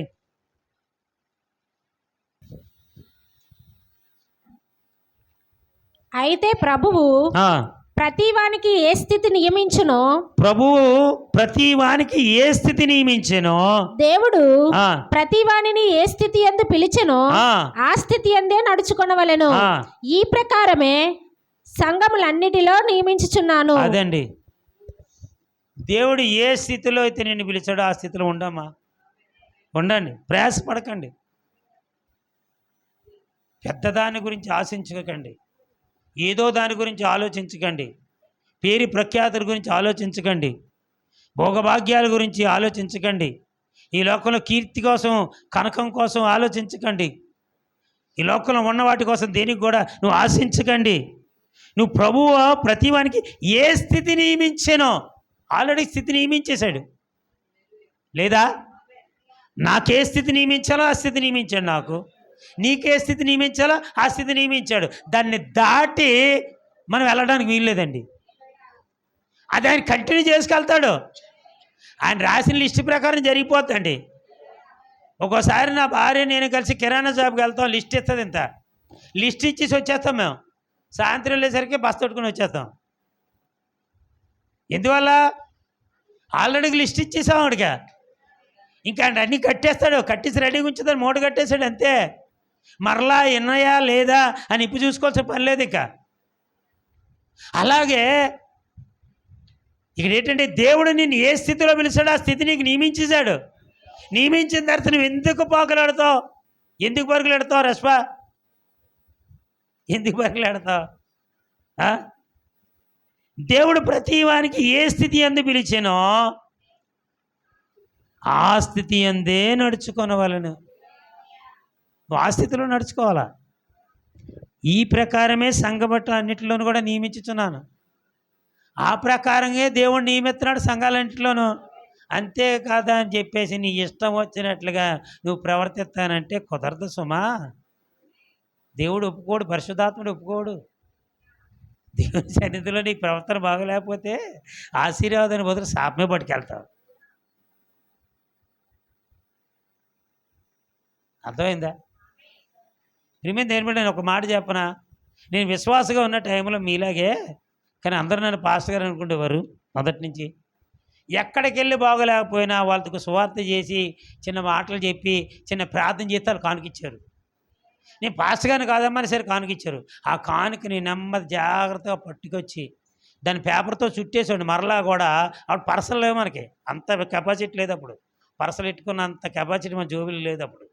ఇప్పుడైతే ఉందేమో కానీ దాన్ని మళ్ళీ ఆ పేపర్ని నా డబ్బులు కలిసిపోతాయని ఓ పేపర్ తీసి పేపర్లో మడతెట్టి అది మళ్ళీ పక్కన పెట్టి పట్టుకొచ్చి పాస్టర్ గారికి ఇచ్చిన పలానా వ్యక్తి బాగోలేకపోతే ప్రార్థన చేశాను పాస్టర్ గారు, ఇదిగోనండి కానుక. ప్రార్థన చేసింది నేనే కదా, నేను తినేయచ్చు కదా, ఎవడో అడుగుతాడు. అర్థమైందా? నన్ను ఇంకా ఏ స్థితిలో ఆ స్థితికి వెళ్ళలేదు దేవుడు. నేను ఎక్కడ ఉండాలో అక్కడ ఉన్నాను ప్రస్తుతానికి. ఏ స్థితిలో ఉంచాడో ఆ స్థితిలో ఉంచాడు. ఇంకా నా స్థితిని ఇంకా పైకి తీసుకెళ్ళలేదు. నమ్మకంగా పట్టుకెళ్ళి ఇచ్చేవాడిని అండి. అర్థమైందా? అవి చూస్తాడండి దేవుడు. చిన్నవి చూస్తాడు.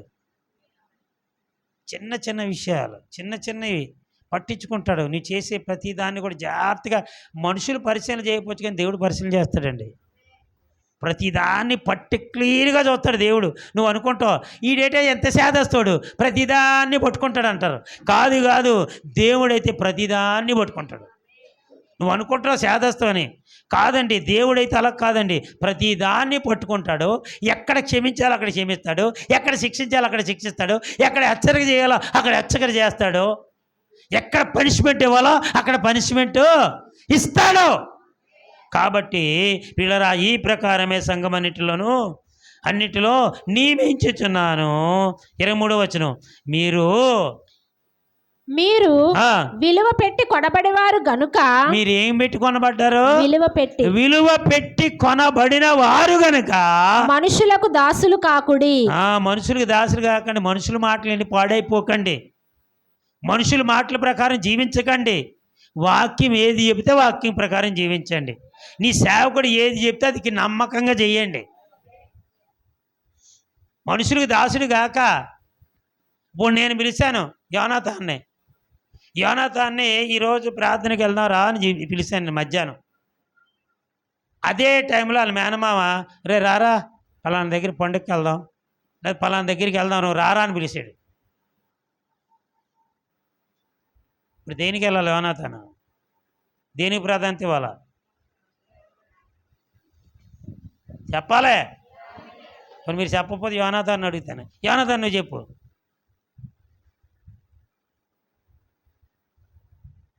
ఎట్టే టైంలో ఇద్దరం పిలిచాం, ఎవరికి ప్రాధాన్యత ఇస్తావు?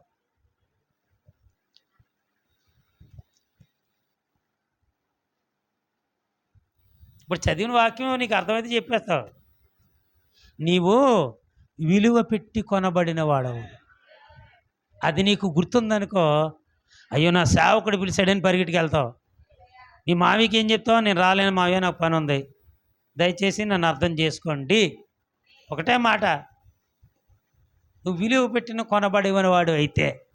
లేకపోతే పాస్టర్ గారు నేను రాలేనండి అని చెప్పేది దిక్కుమల సలాలు ఇవ్వకో.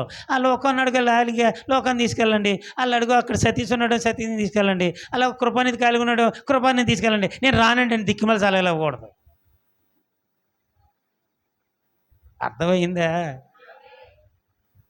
ఇలాగే మనం చిన్న తప్పులు చేసేస్తున్నాం, పొరపాట్లు. మన ప్రవర్తన సరిగా ఉండట్లేదు. ముగించేస్తున్నాను, ఇంకా 5 నిమిషాలు టైం ఉంది నాకు. హల్లెలూయా.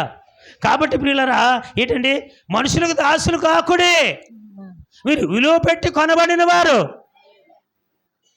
నువ్వు మొట్టమొదట విధేయత చూపవలసింది ఏంటంటే దేవునికి, తద్వారా ఏంటంటే నీ సేవకునికి.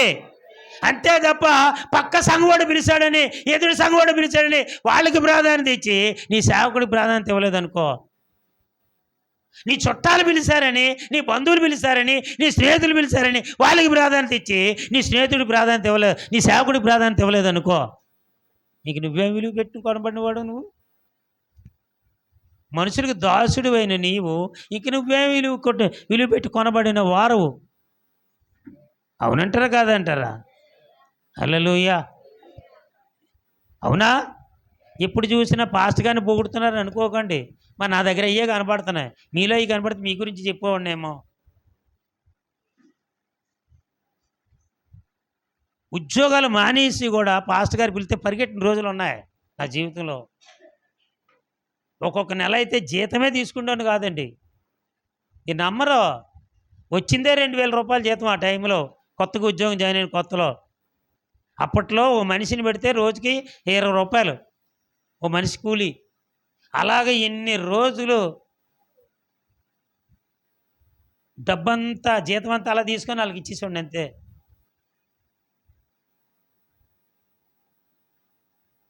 అర్థమవుతుందా? రాత్రి 1 గంట 2 గంటలకు కూడా వచ్చిన రోజులు ఉన్నాయి. ఒంటరిగా చిన్నపిల్లలు పెట్టుకొని చూసేదే మా ఆవిడ.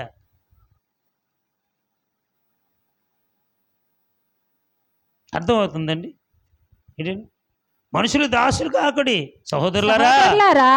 ప్రతి మనుష్యుడును ఏ స్థితిలో పిలవబడునో, నువ్వు ఏ స్థితిలోంచి పిలువబడ్డావో ఆ స్థితిలోనే దేవునితో సహవాసము కలిగి ఉండవలెను. అది సంగతే. నువ్వు ఏ స్థితిలో నుంచి నువ్వు పిలువబడ్డావో ఆ స్థితిలోనే నువ్వు దేవునితో సహవాసం కలిగి ఉండు. ఎక్స్ట్రాలకు పోకు, ఎక్స్ట్రాలు చేయొద్దు. దేవుడు నిన్ను ఏ స్థితిలోనైతే పిలిచాడో ఆ స్థితిలోనే ఉండు. ఇప్పటికైనా వర్తమానంలో ఉన్న సేవకులందరూ కూడా, పాస్ గారు అక్కడ ఉంటారు, ఇటు ఇలా రండి కూర్చొని అంటే, లేదు పాస్ గారు నేను అక్కడ కూర్చుంటానండి అంటాను నేను.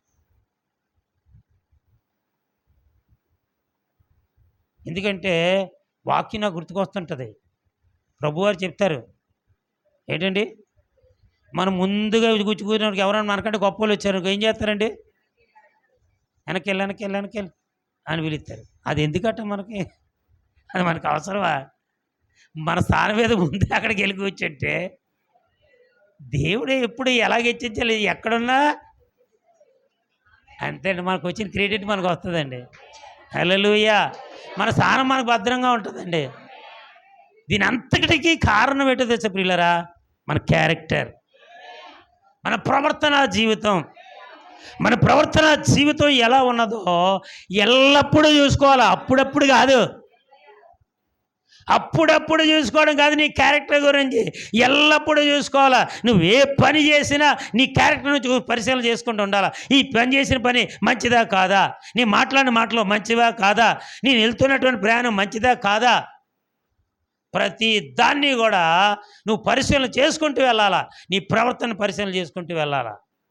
హల్లెలూయా. ప్రభువా, ఈ పెట్టాలా వద్దా, ఈ చెయ్యాలా వద్దా, నేను వెళ్ళాలా వద్దా, నేను తినాలా వద్దా, ప్రతి దాన్ని కూడా నువ్వు పరీక్ష చేసుకొని ముందుకు వెళ్ళు. అర్థమైందా? దేనికి ప్రాధాన్యత వెళ్తానికి ప్రాధాన్యత. ప్రార్థన కూడికలు ఇక్కడ పెట్టినప్పుడు అదే టైంలోనే ఎక్కడ పండుగలు జరుగుతాయి, అదే టైంలోనూ మీ వాళ్ళకి ఏ పెళ్ళిళ్ళు జరుగుతాయి. అక్కడ పోవడానికి ఇష్టపడతారు తప్ప ఇక్కడ రావడానికి ఇష్టపడరు. వాళ్ళు అక్కడ పోతారు, ఎక్కడికి నరకానికి పోతారు, కిందకి. నువ్వు అక్కడికి పోతావా? ఇక్కడ ఉన్న వాళ్ళు పైకి పోతారు, ఇక్కడ రావాలి కదా. పెళ్ళి ముఖ్యమా? చాలామంది అంటారండి, తెలిసిన వాళ్ళు కదండి వెళ్ళకపోతే బాధపడతారేమండి అని. నువ్వు వాళ్ళు బాధపడతారని వెళ్ళగా చాలామందికి నేను చెప్తాను, 100కి 90% బొబ్బ కోసం వెళ్ళిపోతారు చాలామంది. వాళ్ళు ఏదో అంటారని కాదు, నేను మాకు ఖచ్చితంగా చెప్పగలను. పెళ్లి భోజనానికి వెళ్ళిపోయే వాళ్ళు ఉన్నారు చాలా ప్రాధాన్యత ఇచ్చి. వాళ్ళు ఏదంటారు వీళ్ళు ఏదంటారని కాదు. అర్థమైందా? కక్కుతొద్దు. ఒక్క పూట కూటి కొరకు జ్యేష్ఠత్వపు హక్కును అమ్ముకున్న ఏసావు వంటి భ్రష్టులు మీలో ఉన్నారేమో, మీలో మిమ్మల్ని చూసుకోండి అన్నాడు. ఒక్క పూట కూటి కోసం జ్యేష్ఠత్వ హక్కును కోల్పోకూడదండి. ఇక్కడ ప్రార్థన కోల్పోకూడదు. నువ్వు జ్యేష్ఠత్వ హక్కు ఇది, దేవుని సన్నిధి. ఒక్క పూట కూటి కోసం అక్కడికి వెళ్తే భోజనం దొరుకుతుంది. నీ పాత ఫ్రెండ్స్ అందరూ కనబడతారు. పలకరెత్తావు పొల్లేకరెత్తావు, అంతకంటే ఇంకేటి? నన్ను చూడు, నేను వేసుకున్న బట్టలు చూడు, నేను తగిలించుకున్న నగలు చూడు, నా సోకు చూడు, నా రంగు చూడు, ఇదే చూపించుకుంటావు. వాడికి వెళ్ళి ఏడు చూపిస్తావు. దేవుని సన్నిధికి వస్తే నీ క్యారెక్టర్ని చూస్తాడు దేవుడు. హల్లెలూయా. నీ క్యారెక్టర్ కావాలా, నీ సుగుణాలు కావాలా, నీలో ఉన్న మంచి సుగుణాలు కావాలా, అవి చూపించి దేవునికి దేవుడిని దీవిస్తాడు, ఆశీర్వదిస్తాడు. అటువంటి కృప దేవుడు అనుగ్రహించును గాక. ఆమెన్. ప్రార్థన చేసుకుందాం.